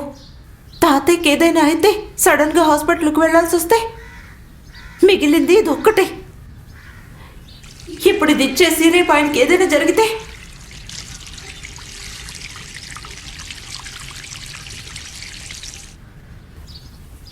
అది అటుంచండి. నేను మీకు ఎంత జీతం ఇస్తున్నాను? ఆ, ఆ, జీతం ఎందుకని నా నోటితో అవన్నీ చెప్పించడం? లేదు, ఊరికే చెప్పండి, పబ్లిక్కి తెలియాలి కదా. ఆ, అది ఎంతైనా 10,000 10,500 ఉంటది. అదే నిజమే కదా. ఆ. కరెక్ట్ అయిన నెలకి మీకు అందుతుంది కదా. ఇంకో 10-15 ఏళ్ల తర్వాత ఆ జనరేషన్ అనుకుంటుంది, అయ్యో కష్టం పాపం ఆవిడకి కేవలం 10,000 జీతమే ఇస్తున్నారు అని. ఆ? నేను ఇంట్లోంచి బయటికి వెళ్తే చాలు మినిమం 15,000కి పైనే జీతం దొరుకుతుంది. నన్ను తీసుకెళ్ళడానికి చాలా మంది ఉన్నారు. అయ్యయ్యో, ఎత్తుకెళ్ళేంత ఫిగర్ మీరు. ఇలా చూడండి, ఆ గాంధీ తోమ ముందెళ్ళి నిలబడకండి. అతను ఏదైనా చెట్టు పీస్ తీసి మీలాగే చేసి నిలబెట్టేస్తాడు. అతను అసలే మహానుభావులు లేక కష్టపడుతున్నాడు, ముఖ్యంగా ఇలాంటి అందమైన మొహాలున్న మహానుభావుల్ని. అలాగే నువ్వు ఒకసారి బయటికి వెళ్ళి ఎవరినైనా సరే అడిగి చూడు, ఇంట్లో వంట పని చేసే వాళ్ళకి ఎంత జీతం ఇస్తున్నారు అని. ఇలా చూడు, ఖర్చులన్నీ పోగా 15,500 రూపాయలు చేతిలో పెడతారు, చూస్తావా? ఆ తర్వాత క్రిస్మస్, ఈస్టర్ అని ఇలాంటి పండుగలన్నీ వస్తే చీర, జాకెట్, డబ్బు అన్నీ ఇస్తారు. నేను చెప్తున్నానని నువ్వు తప్పుగా అనుకోకు. తప్పుగా అనుకోకుండా ఎలా ఉంటాను? నేను ఇక్కడికి వచ్చిన తర్వాత నువ్వెన్ని చీరలు కొనిచ్చావు, ఎంత డబ్బు ఇచ్చావు? ఎక్కువ రేటు గలవేమీ అక్కర్లేదు, రోజు కట్టుకునే నూలు చీర అయినా పర్వాలేదు, నువ్వే చెప్పు. ఇలా చూడండి మిస్సెస్ అన్నమ్ అగస్టిన్, బామ్మా మీకు ప్రతి నెల 10,300 కరెక్ట్ టైంకి ఇస్తున్నాను. ఈ యజమాని, ఈ ఎంప్లాయీ జీతం ఎంతో తెలుసా? ఈ అమాయకపు సేల్స్ గర్ల్కి దొరికే జీతం. ఫర్ యువర్ కైండ్ ఇన్ఫర్మేషన్ నేను మీకు చెప్తున్నాను, నెల నా జీతం కేవలం 7,000 రూపాయలే. అర్థమైందా బామ్మ? ఇంకా తిట్లు ఉచితంగా దొరుకుతున్నాయి. మరెందుకు ఈ పని చేస్తున్నాననే కదా ఆలోచిస్తున్నారు, లేదంటే ఎందుకు నేనేం చెయ్యను అని ఆలోచిస్తున్నారు. అయినా కూడా నేను మీతో చెప్తున్నాను బామ్మ, ఒట్టి 8,000 జీతం తీసుకునే నేను 10,000 రూపాయల జీతం తీసుకునే ఇంకొకరిని పనిలో పెట్టుకున్నాను. మీ జీతం కోసం మాత్రమే తాతయ్య స్వాతంత్రం పోరాటం నుంచి వచ్చే పెన్షన్ నుంచి తీసిస్తున్నాను. మిగతా దాంతో ఇక్కడ ఖర్చు పెడుతున్నాను. ఇంకా తాతయ్య మాత్రలు కూడా. ఈ విషయం నేను ఎవరితోనూ చెప్పలేదు, చెప్పకూడదనుకున్నా మీరు ఒప్పుకోరు. నాకు తెలుసు బామ్మ, నేను మీకు ఇచ్చే జీతం చాలా తక్కువని. మీరు ఇంకెక్కడికైనా వెళితే ఒక 15,000 రూపాయల జీతం ఇస్తారు. గల్ఫ్కి వెళ్తే 1,00,000 రూపాయలు కూడా సంపాదించవచ్చు. అమెరికాకో జర్మనీకో వెళ్తే ఇంకా ఎక్కువ సంపాదించవచ్చు. కానీ అది ఇచ్చే వాళ్ళకి నెలకి 10-15 లక్షల సంపాదన ఉంటుంది. నేను నా జీతం మొత్తం మీకు ఇచ్చినా మీకు అది సరిపోదు. ప్రస్తుతం మిమ్మల్ని ఇంకో చోటికి పంపించలేను. ఒకవేళ ఇది నా స్వార్థం కావచ్చు. ఇలా చూడండి, ఈ ఇల్లు ఇవన్నీ చూస్తే మీరు గర్వంగా ఫీల్ అవ్వచ్చు, ఏదో పెద్ద కోటీశ్వరుల ఇల్లని. ఇదంతా అమ్మా నాన్నలు అందించిన పెద్ద కష్టం అనుకుంటాను. నేను వెళ్ళొస్తాను బామ్మ.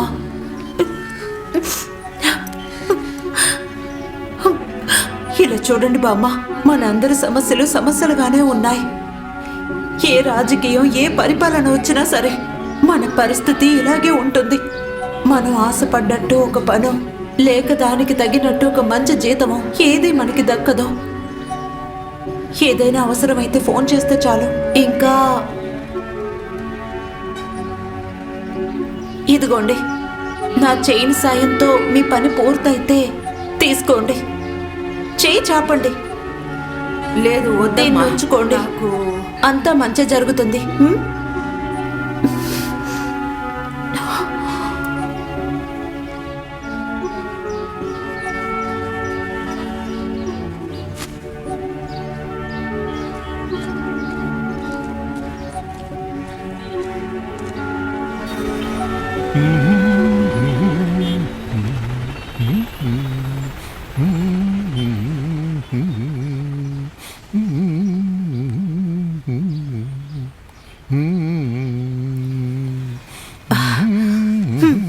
ఏమ్మా నువ్వేం చేస్తున్నావు ఇక్కడ?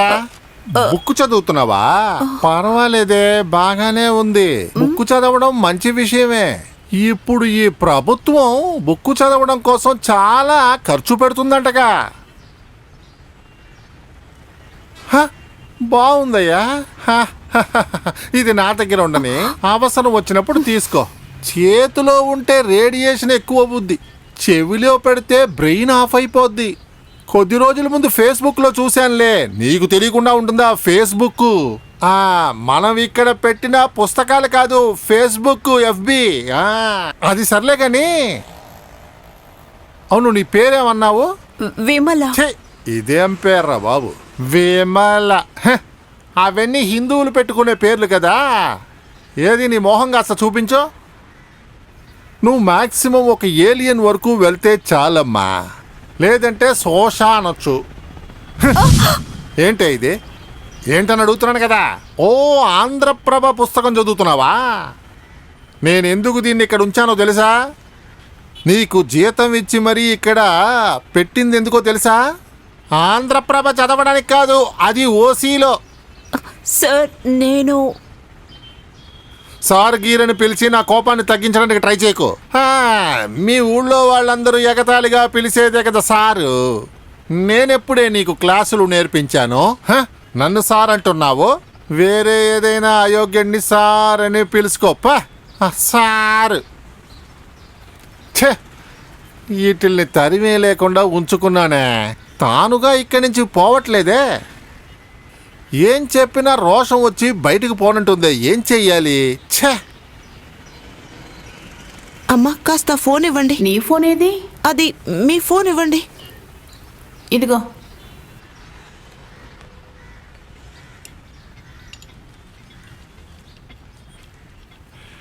హెచ్ఓడి రూమ్లో మీకు ఫోన్ వచ్చింది సార్. ఒక్క నిమిషం వచ్చేస్తాను. రండి సార్. వీడెందుకు నన్ను చూసి నవ్వుతున్నాడో తెలియడం లేదే.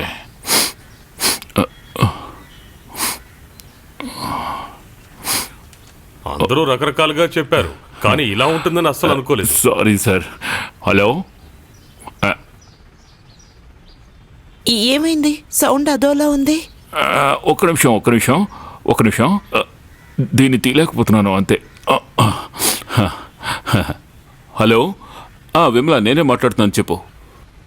నేను అర్జెంటుగా మిమ్మల్ని చూడాలి. పక్కన షాప్ నుంచే కాల్ చేస్తున్నాను. నా ఫోన్ ఆ ఓనర్ తీసి పెట్టుకున్నాడు. కానీ నేను అర్జెంటుగా కొన్ని విషయాలు మాట్లాడాలి, వెరీ ఇంపార్టెంట్. అయితే మనం ఆఫ్టర్నూన్ కలుద్దామా? As soon as possible. నేను షాప్ నుంచి త్వరగానే బయలుదేరుతాను. సరే. ప్రదీప్, ఈరోజు నీకు పనేమీ లేదా? Next section sir. సరే, ఓకే సార్. ఓకే. వీడు మారడు.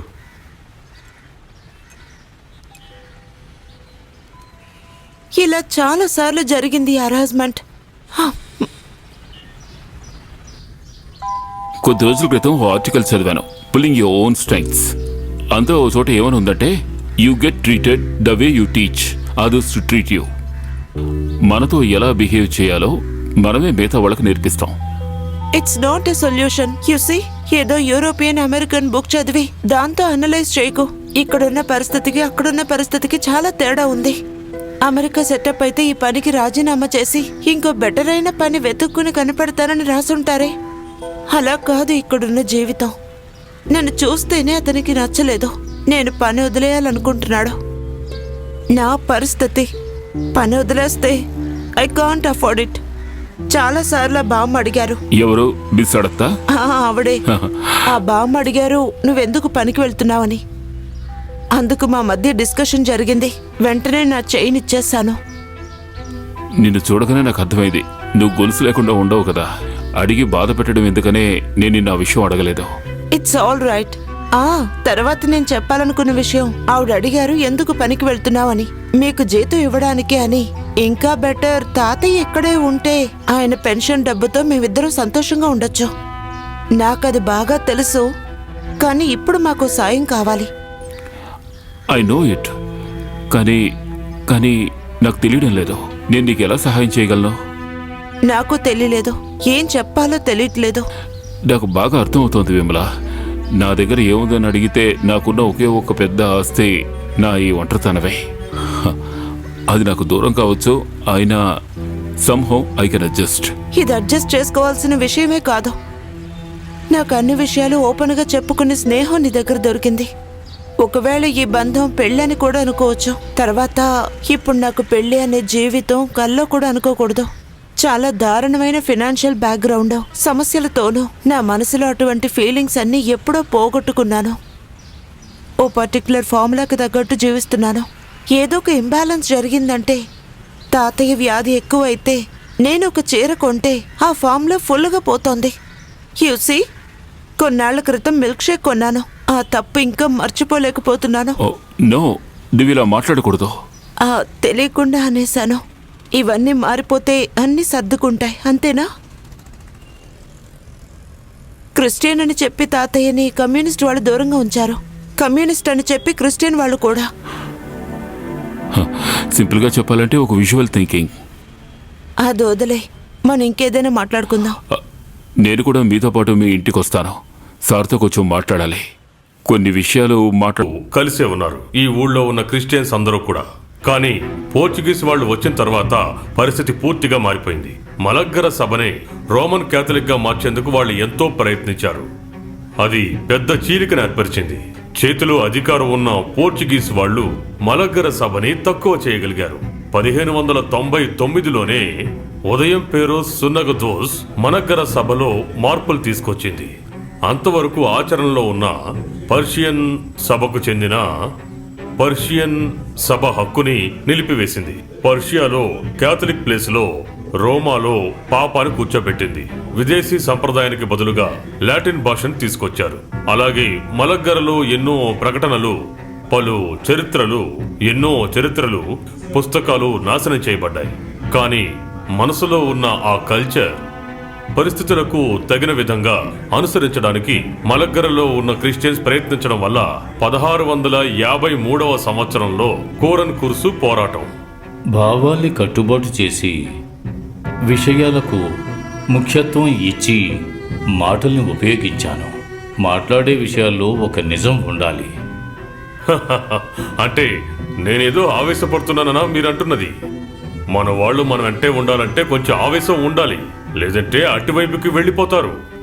వాళ్ళు చెప్పేదే నిజమనిపిస్తుంది. అనవసరమైన ఈ పోరు ఎందుకు అని అంటున్నాను. పాత విషయాలు మళ్ళీ మళ్ళీ జరుగుతూ ఉన్నాయి. ఈ రోజు జరిగింది రేపు చరిత్ర అని భావితరాల వాళ్ళు అనుకుంటారు. తర్వాత అధికారం కోసం ఒకరికొకరు పోటీ పడుతున్నప్పుడు ప్రభువు చర్చి వదిలి బయటకు వెళ్ళిపోతారు. అరే, ఎంతసేపు నువ్వు ఎక్కడికి ఒక వెళ్ళావు? చిన్న పనుంది ఫాదర్. కొంచెం అలా కూర్చో. ఈ చర్చి పనుల్లో నువ్వు కొంచెం ఇన్వాల్వ్ అవ్వాలి. నువ్వు అసలు చర్చి వైపే రావడం లేదే. అవును, నిజమే. చాలా రోజులైంది అటువైపు వచ్చి. పోయిన పండగకే నేను అక్కడికి వచ్చాను.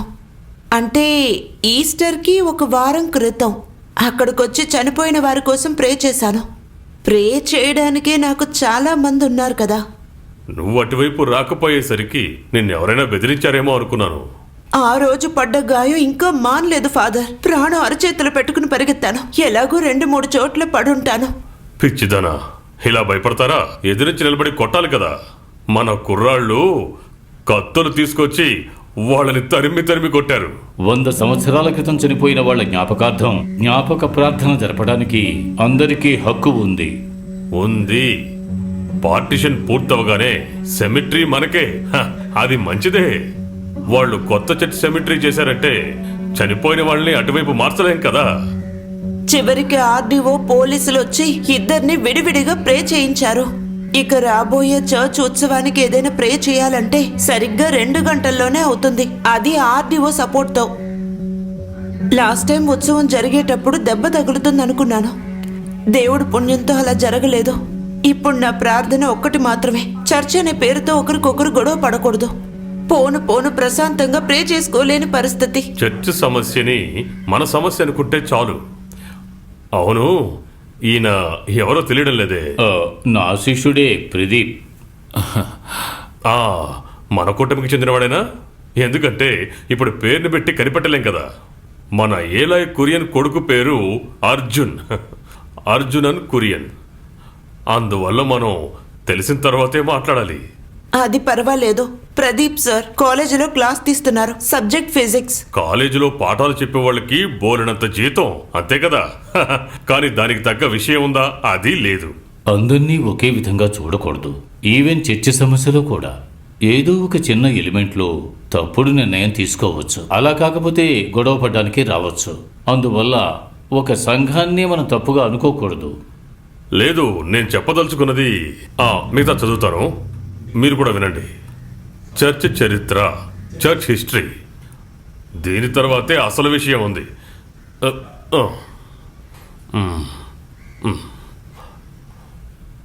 హలో, నేను అలెగ్జాండర్ సార్ ఇంట్లో ఉన్నాను. లేదు, ఇంకా పూర్తవలేదు. సరే సరే, నేను ఇప్పుడే బయలుదేరుతున్నాను. మా పిన్ని ఫోన్ చేశారు. వాళ్ళ చిన్న కొడుక్కి గుండె జబ్బు ఉంది, డాక్టర్కి చూపించాలంట. ఆవిడ కూడా లేడీ అసోసియేషన్ సెక్రటరీయే. అక్కడ లేడీస్ చాలా మంది ఉన్నారు, మనలాగా కాదు, చాలా స్ట్రాంగ్గా ఉన్నారు. సరే సార్, నేను బయలుదేరుతాను.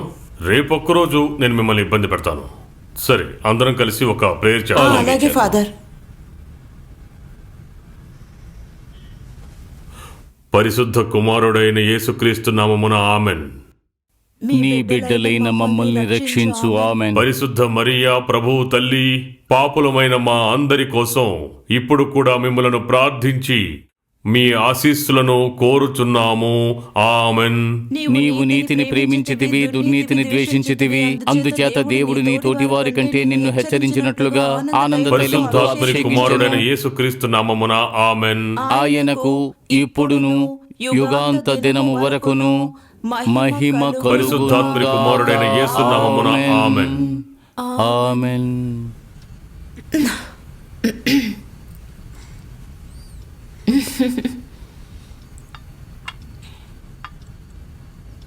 అమ్మా, నన్ను క్షమించు తల్లి.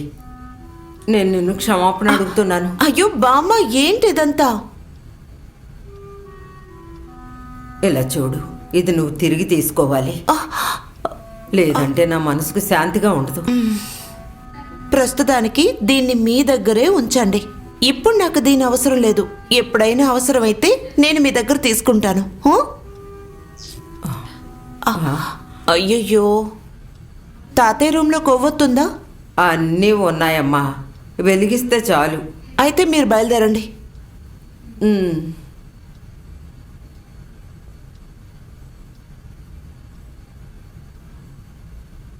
అక్కడ వెలుతురుందా తాతయ్య?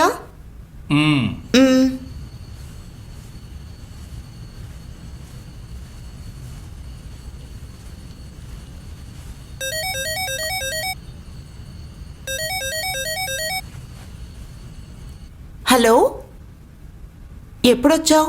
అవును, ఇప్పుడు ముక్కు ఫ్రీయేనా? లేదు, స్క్రూ, మైక్రోమీటర్ ఏమైనా ఉన్నాయా అని. ఏమీ లేవు. నిజానికి నేను ఎన్నోసార్లు ఒక విషయం కోరుకునేవాడిని, మన కళ్ళకున్న కంట్రోల్ మన పంచేంద్రియాలన్నిటికీ ఉండాలి అని. అంటే అంటే మనం రెండు కళ్ళు మూసుకుని మనం చూడలేని వాటిని, మనకి చూడడం ఇష్టం లేని వాటిని చూడకుండా ఉండొచ్చు. అదేవిధంగా మన చెవులు వినకూడనివన్నీ వినకుండా ఉండడానికి, ముక్కు అవసరం లేని వాసనలన్నీ చూడకుండా ఉండడానికి ఆప్షన్ ఉంటే ఎంత బాగుంటుంది. అందుకే దేవుడు మనకి చేతులు ఇచ్చాడు కదా. ఒకవేళ మీరు అనుకున్నది జరగాలన్నా కూడా అలాంటి విషయాలు ఇకపైనే తయారవుతాయి. ఈ కంప్యూటర్ చిప్ లాగా మనల్ని కంట్రోల్ చేసే ఒక సాఫ్ట్వేర్ వస్తుంది. దాని మొత్తం కంట్రోల్ మన దగ్గరే ఉంటుంది. ఏదెలాగో ఇదంతా పేరాసే తమ్ముడు, చాలా పేరాస. అటువంటి మార్పు కోసం నేను ఎదురు చూస్తున్నాను. ఫ్రమ్ ఏప్ టు మ్యాన్, ఆ తర్వాత మ్యాన్ టు సూపర్ మ్యాన్, లేదంటే man to God man. Anyway, let's be optimistic. నాకు ఒకటే కన్ఫ్యూషన్ గా ఉంది. ఇక్కడ కరెంటు లేదు, నాకు కోపంగా ఉంది. మన కోపం కంట్రోల్ మిగిలిన వారి చేతిలోనే ఉంది, అవునా?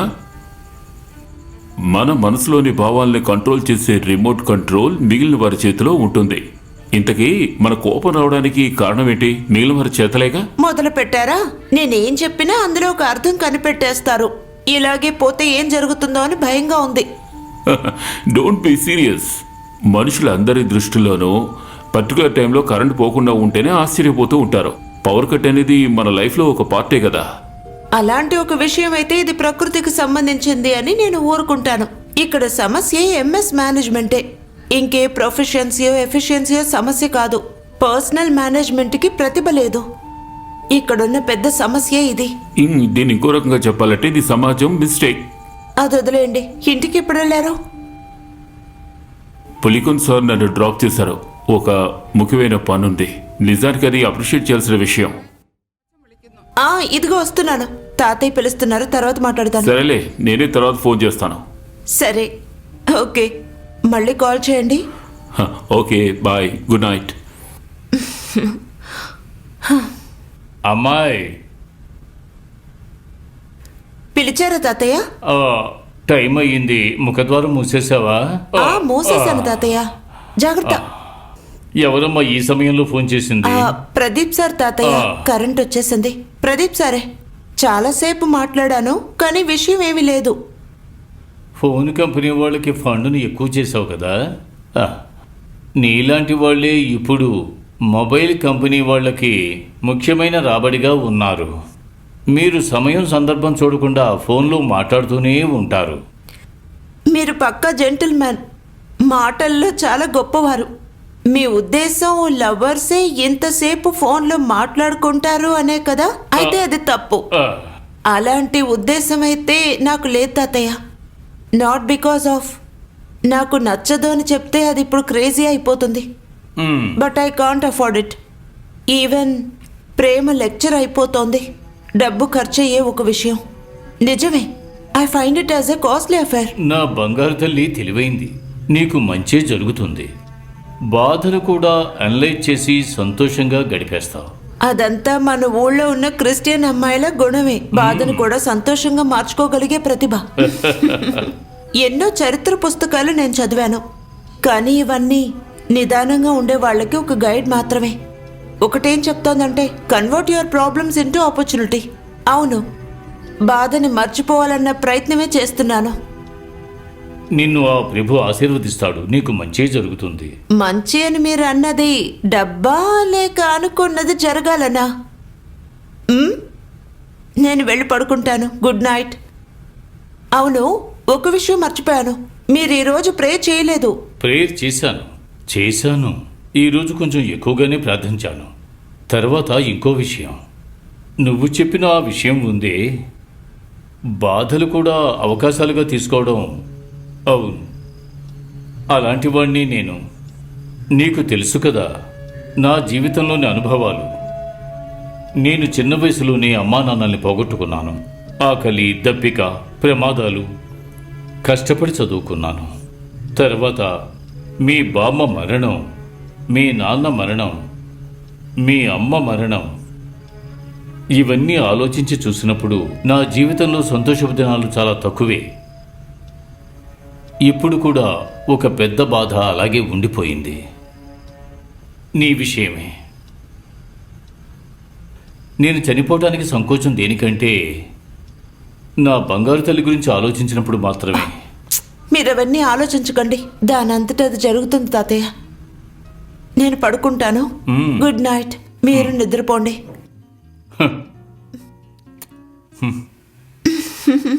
వెళ్ళిరా. వద్దు. ఏంటిది? ఇంకొంచెం తినండి. అసలు ఏం తెలియదు కదా. టిఫిన్ కూడా అలాగే ఉంది. మాత్రలు వేసుకోవాలంటే ఏదన్నా తినాలి. వద్దు, కొద్దిగా తినండి. చాలు. తిన్న తర్వాత వేసుకోవాల్సిన టాబ్లెట్ ఇక్కడ పెట్టాను, ఇచ్చేయండి బామ్మ. ఇప్పటికే టైం అయిపోయింది. ఇంకా లేట్ అయితే అతను అరుస్తూనే ఉంటాడు. మీ తాతగారికి బాగోలేనట్టుందమ్మా. ఏదైనా హాస్పిటల్కి తీసుకెళ్ళు. హాస్పిటల్కి వెళ్దామా తాతయ్య? వద్దమ్మా, మనం వెళ్దాం. నేను ఈరోజు లీవ్ పెడతాను. నువ్వు బయలుదేరమ్మా. బామ్మ, ఆ చిన్న డబ్బాలో ఒక మాత్ర ఉంటుంది, ఐసోబిన్. ఒకవేళ అవసరమైతే నాలుగు కింద పెట్టే మాత్రే కదా. అవును. నాకు తెలుసమ్మా, నేను చూసుకుంటా. ఏదైనా అర్జెంట్ అయితే నాకు కాల్ చేయండి. ఫోన్ చేస్తానమ్మా, నువ్వు బయలుదేరు. తాతయ్య, మీకు ఏదైనా ఇబ్బందిగా ఏమీ ఉందా? లేదమ్మా, కొంచెం ఊపిరి తీసుకోవడం కష్టంగా ఉంది. కాసేపు అయితే సర్దుకుంటుంది. మీరు ఆ టాబ్లెట్ వేసుకోండి, బామ్ ఇస్తారు. మిగతావన్నీ నేను తీసుంచాను. షాప్ కు వెళ్ళకపోతే అతను అరుస్తూనే ఉంటాడు. తాళాలు నా దగ్గరగా ఉన్నాయి. నేను అక్కడికి వెళ్ళి వెంటనే వచ్చేస్తాను. ప్రభువా, ఈ పిల్లకి మనశ్శాంతి నువ్వు నాయనా. కాకపోతే ముక్కు మీద కోపం అంతే. పాపం కష్టపడుతోంది. ఏంటి వెళ్ళిన దానివి తిరిగి వచ్చేసావేంటమ్మా? ఇప్పుడే వెళ్ళాలి అని చెప్పావు కదా. తాతయ్య మీకేం లేదు కదా? నాకేమీ లేదమ్మా.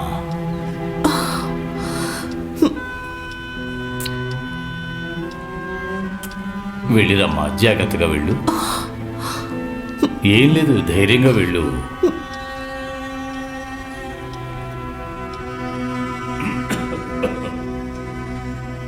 బామ్మ, మీ మెళ్ళో ఉన్న చైన్ ఏది? అడుగుతున్నాను కదా, మీ మెళ్ళో ఉన్న చైన్ ఎక్కడ? నువ్వు మెళ్ళో లేకుండా ఉన్నప్పుడు నేను మెళ్ళో వేసుకుని తిరగడం నా మనసుకు అదోలా అనిపించింది. మీరు నాలా ఉన్నారా? మెళ్ళో ఉన్నది మీ భర్త వేసిన చైనే కదా, నా మెళ్ళో అలా ఇంకెవరూ వేయలేదు. ఓ, అయినా వద్దని నిర్ణయించుకున్నాను. అది కరెక్ట్ కాదు, తాళి వేసుకోవాలి. నువ్వు నీ చెయ్యిని మెళ్ళో ఎప్పుడు వేసుకుంటావో అంతవరకు నా మెళ్ళో చెయ్యిని వేసుకోను. నేను వేసుకుంటాను, కానీ ఇప్పుడు టైం లేదు. నేను తిరిగి వచ్చేటప్పటికి మీ మెళ్ళో చైన్ ఉండాలి. నేను వెళ్ళొస్తాను. వెళ్ళరా.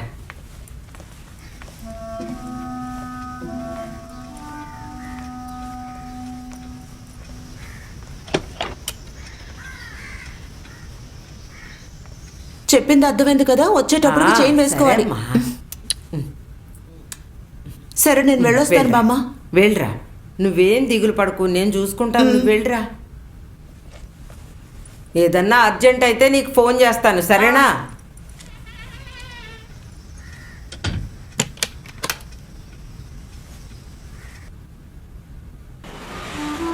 యేసు ప్రభు,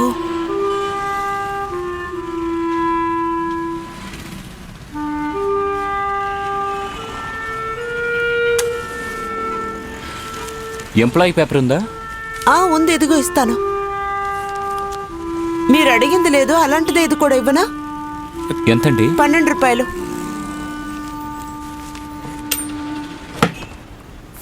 హలో. నమస్తే మేడం. కాస్త ఫ్రీగా మాట్లాడుకుందామని ఉదయాన్నే వచ్చేసాను. ఫోన్లో మాట్లాడే కంటే బెటర్ ట్యాక్సీ తీసుకుని డైరెక్ట్గా వచ్చేయడమే. వెయిటింగ్ ఛార్జ్ ఇచ్చినా కూడా పర్వాలేదు. ఈ రోజు క్లాస్ లేదా? లేదు, ఎగ్జామ్స్ జరుగుతున్నాయి. సెమిస్టర్ ఎగ్జామ్స్ జరుగుతున్నాయి. అవును, ఎందుకంత మూడ్ ఆఫ్ లో ఉన్నావు? అలాంటిదేం మొహం కూడా లేదు. డల్ గా ఉంది. ఏం లేదంటున్నానుగా. అన్నట్టు ఒక చిన్న గిఫ్ట్. దీన్ని గిఫ్ట్ అనొచ్చో లేదో కూడా నాకు తెలీదు.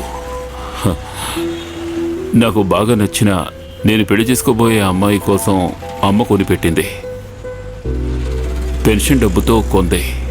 అమ్మ టీచర్గా చేసింది కదా, ఏదో ఒకరోజు దీనికి తాళిబొట్టును కలపాలని అమ్మ అంటూ ఉండేది. కానీ నేను... నో ప్రాబ్లం, దీన్ని నువ్వు తీసుకో. అందుకు కాదు, ఇంకో టైం ఉంది. దీన్ని వేసుకునే పరిస్థితిలో లేను. నో ప్రాబ్లం, నీకెప్పుడు వేసుకోవాలనిపిస్తే అప్పుడే వేసుకో. అంతవరకు నీ దగ్గరే ఉండని. నేను చెప్పాలనుకున్నది, నిన్నటి నుంచే నా మనసేం బాలేదు.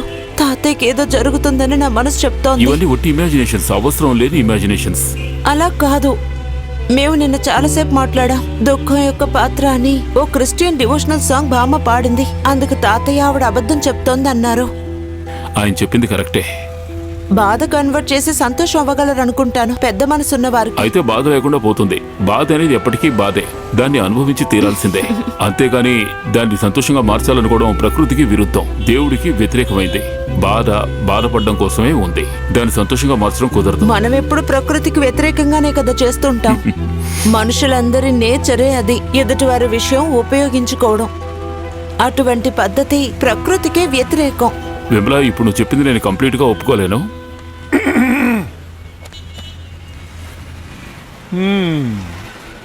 ఈయన మా owner. Oh hi. Pradeep sir నా ఫ్రెండ్. ఈయన కాలేజీలో లెక్చరర్. ఏమన్నావమ్మా? ప్రదీప్ సార్ కాలేజ్ లెక్చరర్, నా ఫ్రెండ్. హాయ్. ఓహో, నేనేదో లందిలాగా వచ్చినట్టుకున్నానే. College ప్రొఫెసర్కి book స్టాల్లో పనేంటి? మేమేమి ఇక్కడ పాఠాల పుస్తకాలు అమ్మట్లేదు సార్. ఇంకెందుకు సార్ ఇక్కడికి వస్తున్నారు?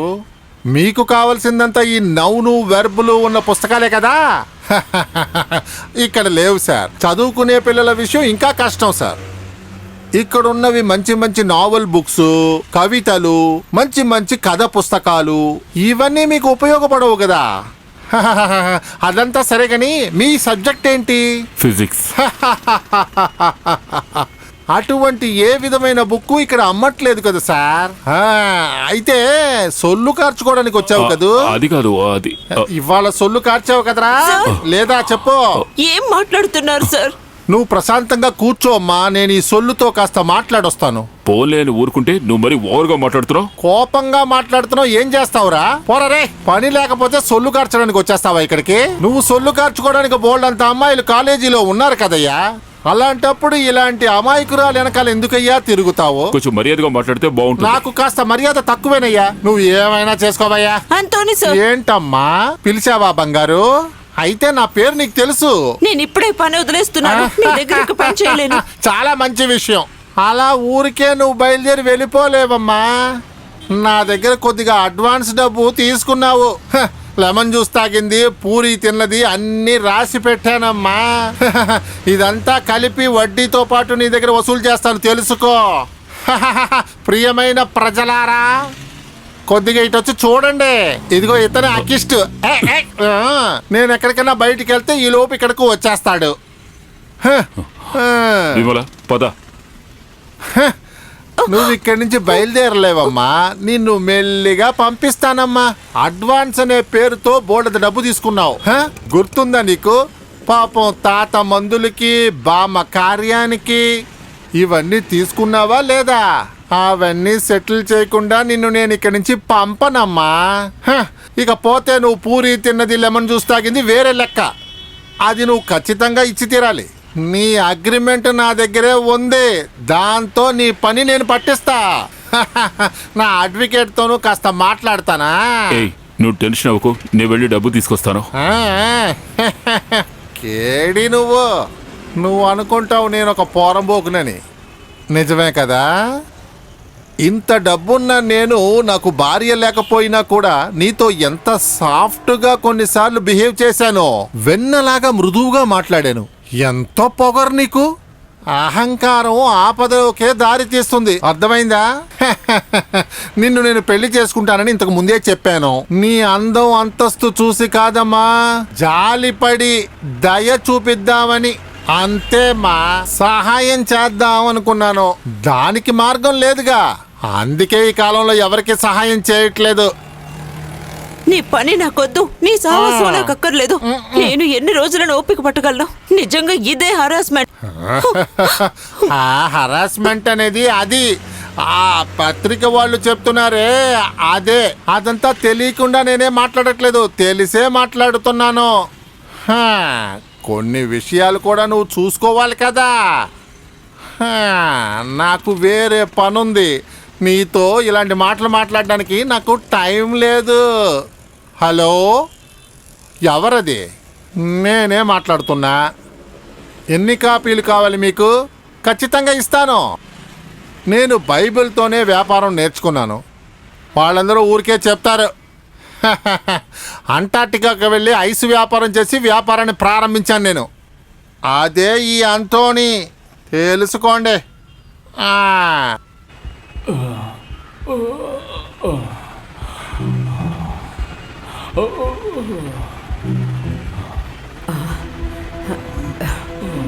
ఏమైందయ్యా?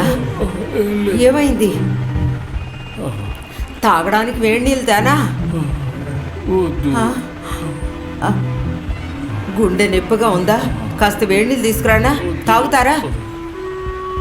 అయితే నేను ఎవరినైనా పిలుస్తాను, హాస్పిటల్కి వెళ్దాం. మీరుండండి, నేను ఎవరినైనా పిలుచుకొస్తాను. నాకు చాలా భయంగా ఉంది ప్రభువా. అయ్యయ్యో, ఏం చేయాలో అర్థం కావట్లేదే ప్రభువా. ఏం జరగకూడదు. రే బాబు, కాస్త త్వరగా రావయ్యా. రతనమ్మని కొంచెం త్వరగా రమ్మను. అలాగే. సార్కు ఒంట్లో బాగోలేదు, అయ్యో, హాస్పిటల్కి తీసుకెళ్ళాలి. త్వరగా రమ్మను. చెప్తాను.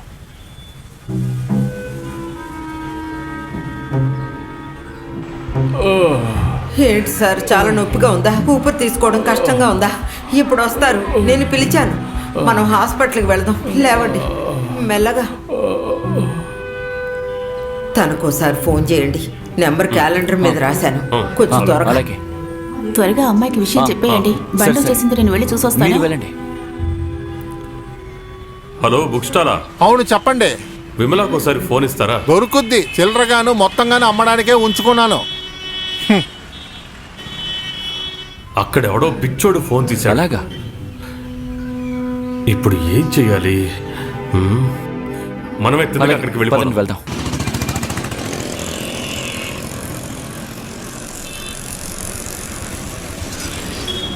బాబు అన్నా, కొంచెం ఇక్కడే వెయిట్ చెయ్యి. వచ్చాను. తొందరగా రండి సార్. ఏంటి విమల, నీకు ఎన్నిసార్లు ఫోన్ చేయాలి? ఒకళ్ళ తర్వాత ఒకళ్ళు ఫోన్ చేస్తూనే ఉన్నాం. ఏమైంది? త్వరగా రా. ఏంటయ్యా విషయం ఏంటి? సొల్లు కార్చుకోవడానికి ఇంకోటి వచ్చాడు. ఏది నీ మొహం చూపించు. అయితే నువ్వే నా ఫోన్లో మాట్లాడింది. ఇప్పుడు ఇద్దరితో వదిలేస్తున్నాను. మళ్ళీ వచ్చి నీ సంగతి చెప్తాను. త్వరగా బయలుదేరు. అలెగ్జాండర్ గారికి ఒంట్లో బాలేదు, హాస్పిటల్లో చేర్చారు. నువ్వేం భయపడుకో, రా త్వరగా. అయ్యో,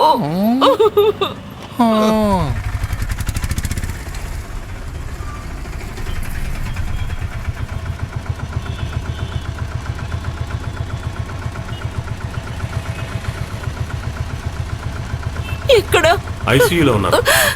యేసువే.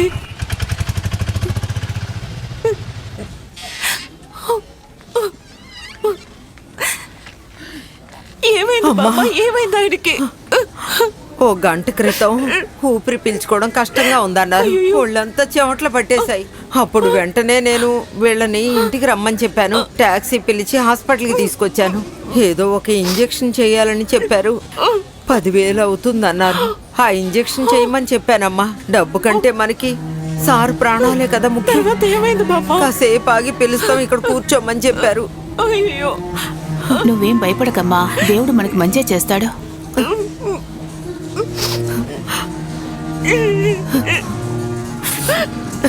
దేవుడా. ఓయ్, ఓ, నువ్వు ఆ సొల్లు కేసే కదా. ఇంతకు ముందే పోలీసులకు చెప్పానులే. ఇదిగో నీ డబ్బు. ఇక మీదట తన్ని ఇబ్బంది పెట్టావో కాస్త ఆగవయ్యా. ఇదేంటి ఇంత ఇచ్చావు? లెమన్ జ్యూస్ తాగింది, పూరి తిన్నది, ఇట్లన్నిటికీ కలిపి వడ్డీతో కావాలి. ఇప్పుడే కావాలా? నాకు ఇప్పుడే కావాలయ్యా. అయ్యో! ఎందుకయ్యా కొట్టావు? దీని మా ఊర్లో లెంపకాయ అంటారు. అకౌంట్ లో రాసుకో. మా ఊళ్ళో కూడా అలాగే అంటారయ్యా.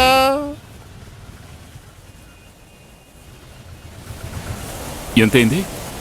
40 రూపాయలు సార్. ఇదిగోండి.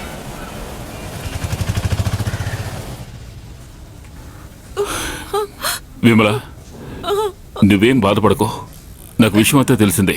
ఇక్కడ నా క్లోజ్ ఫ్రెండ్ ఒకడు doctor, plastic surgeon doctor Venugopal. నేను అతన్ని కలిసే వచ్చాను.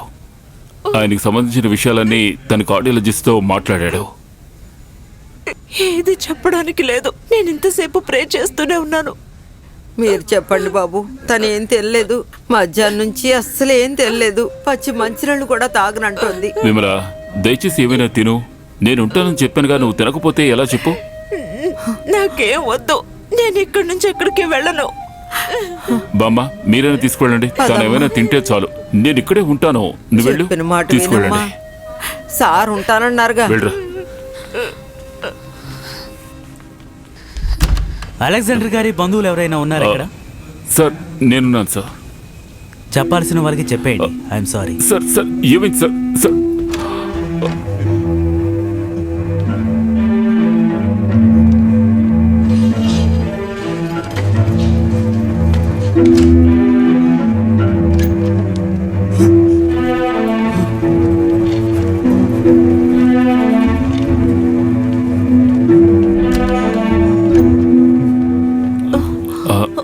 అది ఏమైంది? ఏం లేదు, ఏం లేదు. చెప్పు బాబు. చెప్పండి, ఏమైంది? అదేమిటంటే ఇప్పుడు నేను నిన్ను ఏ విధంగా నిన్ను ఓదార్చాలో నాకు అర్థం కావడం లేదు. అయ్యో, ఏదున్నా చెప్పండి సార్. డాక్టర్ అయిన వాళ్ళందరికీ చెప్పమన్నారు.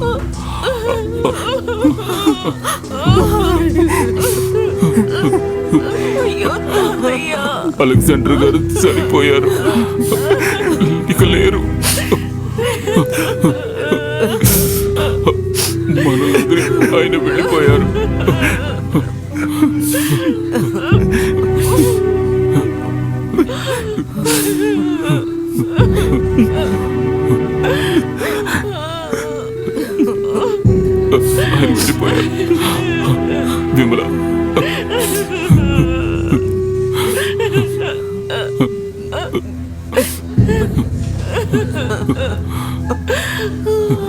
తాతయ్య తాతయ్య తాతయ్య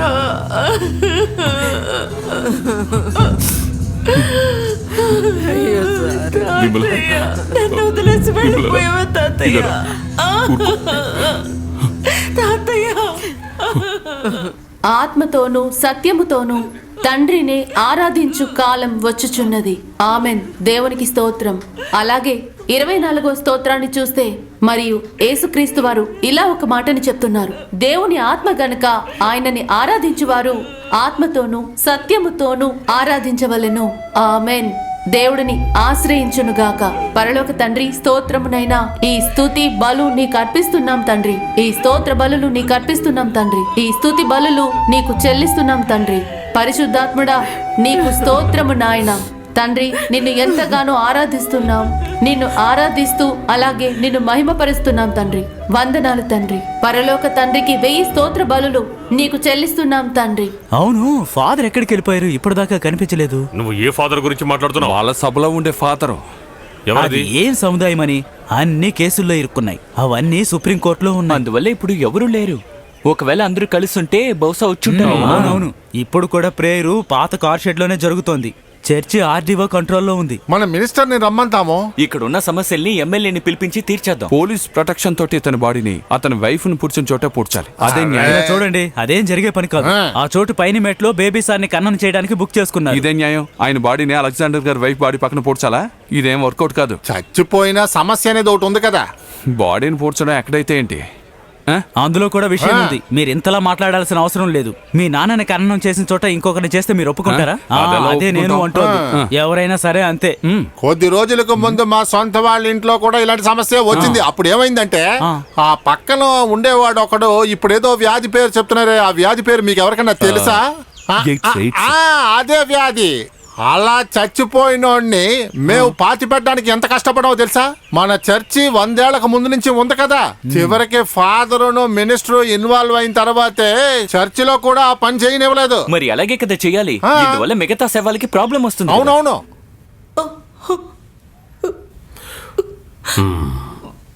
ఇలా రామ్మా.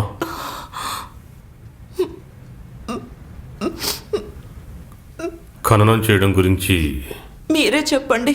ఏమైనా చేసుకోండి. ఇప్పుడు అది కొంచెం సమస్య. మనల్ని వాళ్ళ చర్చిలోకి రానివ్వరు. ఆయన ఆశపడింది అదే.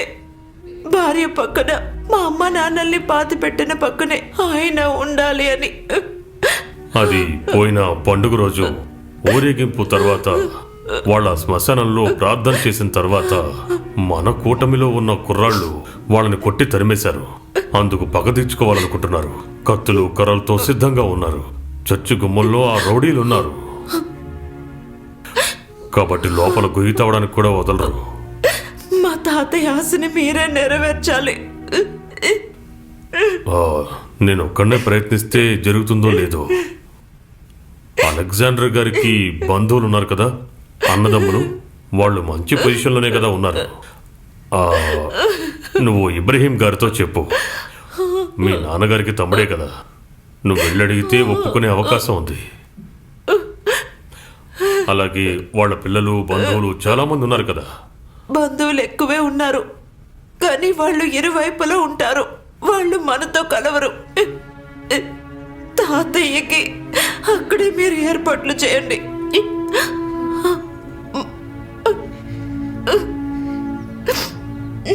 ఆ ఏరియా వైపు వాళ్ళు వెళ్ళలేరు. ఆ తాళం ఆర్డీ చేతిలో ఉంది. సిఆర్పి వాళ్ళు కూడా వస్తామని చెప్పారు. ఇప్పటికే ఒక బండి నిండా పోలీసులు అక్కడ వెయిట్ చేస్తూ ఉన్నారు. మన దగ్గర పోలీసులు ఉన్నారుగా మఫ్టీలో. ఎస్ఐ నా ఫ్రెండ్ కాబట్టి ఆయన నన్ను ఎక్కువ ప్రశ్నలు అడగలేదు. ఓ, ఇదంతా జరుగుతుందంటావా? ఏదైనా జరిగితే చూడడానికి బాగుంటుంది. ఏంటి ఒకరినొకరు కొట్టుకోవడం చూడాలా? నువ్వు కూర్చోమ్మా. నమస్తే ఫాదర్. జపం చేయండి. మేమే కదా చెబుతున్నాం. ఏదైనా వస్తే అక్కడే చూసుకుందాం. గొయ్యి తవ్వేశారా? అది తవ్వచ్చులేండి. ఆర్డీఓ పోలీసు వాళ్ళు అక్కడికి వెళ్ళారు. గొయ్యి తవ్వుతారు, ఎలాగైనా బాడీని పాతి పెట్టాలి కదా. సైమను వాళ్ళ మనుషులు అక్కడికి వెళ్ళారు. వాళ్ళు పెద్ద రౌడీలు, భయంకరమైన వాళ్ళు. అక్కడ పనిచేయడానికి 20 మంది దాకా ఉన్నారు, బెంగాలీ వాళ్లే. ఎలాగైనా అది సవ్యంగా జరగాలి. వాళ్ళు ఏం చేస్తారో మనం చూద్దాం. దెబ్బ అంటే దెబ్బే. ఇలా చూడండి, ఒక శవాన్ని పాతి పెట్టడానికి ఇంకో శవం చర్చి గుమ్మంలో పడకూడదు. సామరస్యంగా మాట్లాడి నిర్ణయానికి వద్దాం. మీరు బైబుల్ వాక్యాలు నేర్పిస్తే చాలు. అలాగే చర్చిలో ప్రేయరు, లేదంటే ఇంతకు ముందున్న ఫాదర్ని ఎవడో అడిగినట్టుగా అడుగుతారు, చర్చిలో నీకేంటి పని అని. మీరు ప్రేయర్ మొదలు పెట్టండి, మేమే కదా చెబుతున్నాం. ఏం జరుగుతుందో చూద్దాం. సరే, అందరూ కలిసి ఒక నిర్ణయానికి రండి, నేను అక్కడ ఉంటాను.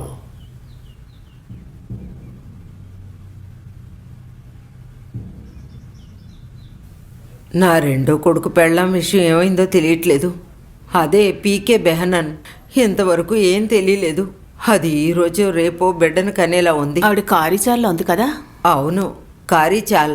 ఏదో ఒక నిర్ణయం తీసుకున్నాక మీరు వెళ్తే సరిపోతుంది. మీరు కూడా లేకపోతే సమస్య మరీ పెద్దదవుతుంది. ఇది నిన్న మొన్న మొదలైంది కాదు, ఆ వడ్డీ కేసులో మొదలైంది. ఇంతవరకు ఏమీ కాలేదు. తర్వాత ఇంకో విషయం, మన గ్రామంలో జరిగిన శవం పాతిపెట్టే కార్యక్రమంలో డమాస్కస్ కు వెళ్లి నిర్ణయం తీసుకోవాలంటే చాలా కష్టమే. రే, పోయిన వారం కూడా ఇలాగే గొడవ జరిగింది. మన చోట్లో కాదు, కాటూకర్ చర్చిలో. కోర్టు నిర్ణయం ప్రకారం ఉదయం 6 గంటల నుంచి 9 గంటల వరకు ఒకరు జపం చెయ్యొచ్చు. 9 గంటల నుంచి ఇంకో కూటమి.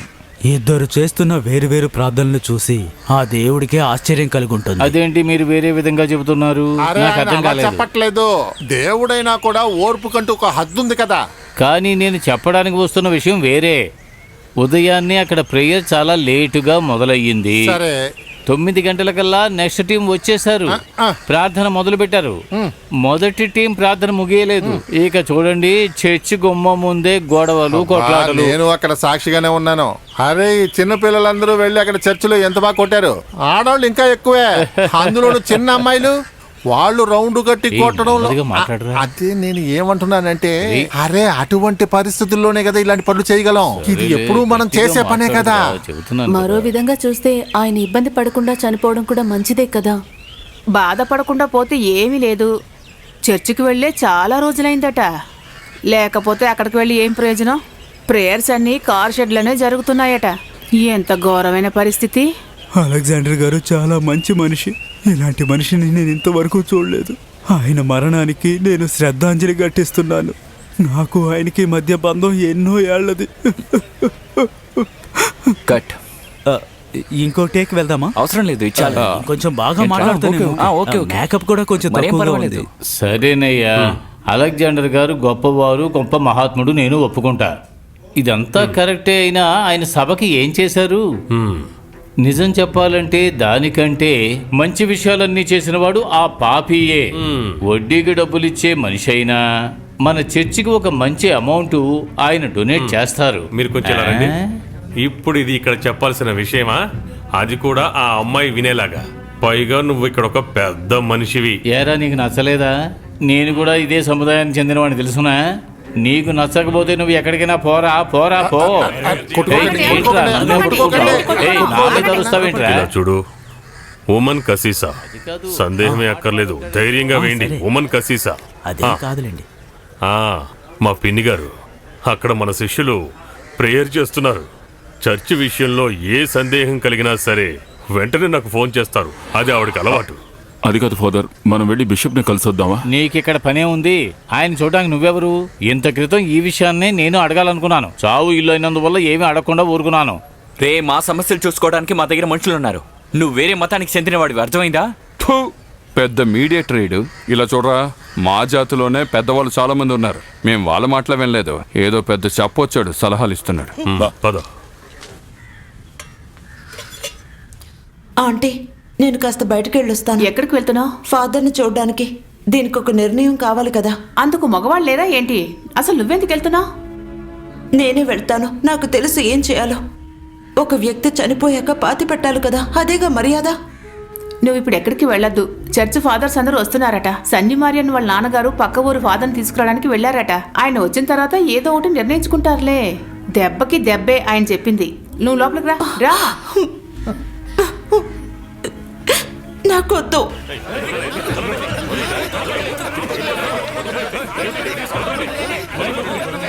ఇదే కుర్చీ యుద్ధం. అరే అదే కుర్చీ యుద్ధం, సిలువ ఉందిగా.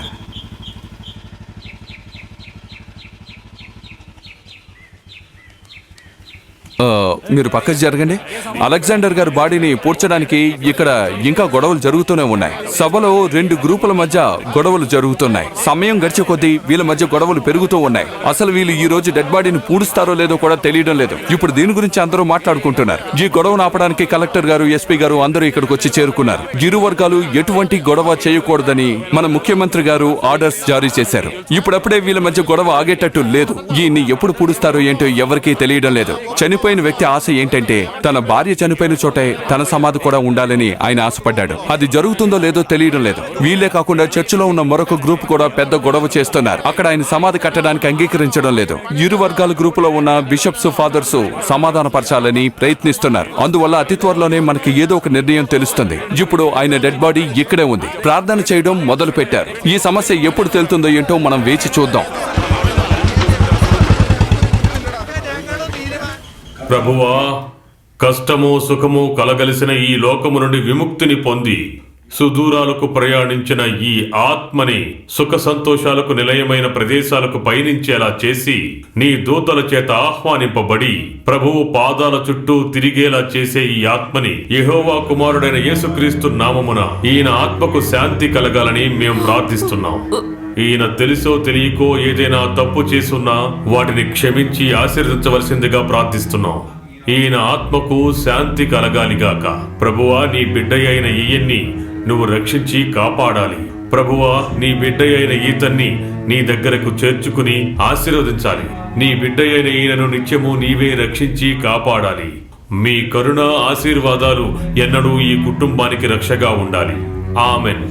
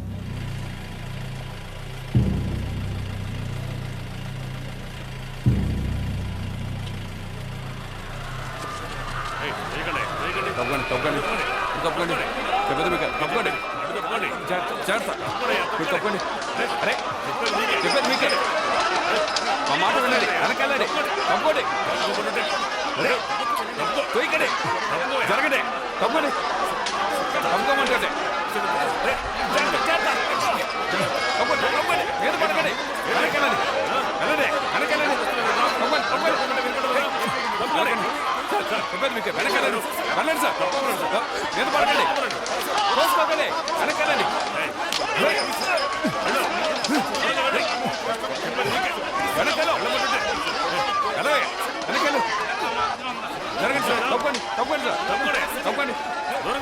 ఏంటిది?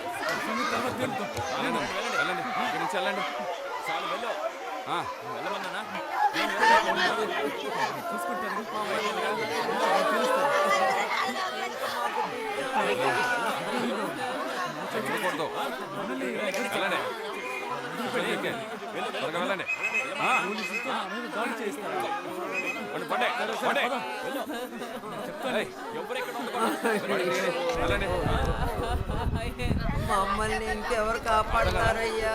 చెప్తే అర్థం కాదు మీకు. వెళ్ళండి, ఇక్కడి నుంచి వెళ్ళండి. చూసుకోండి.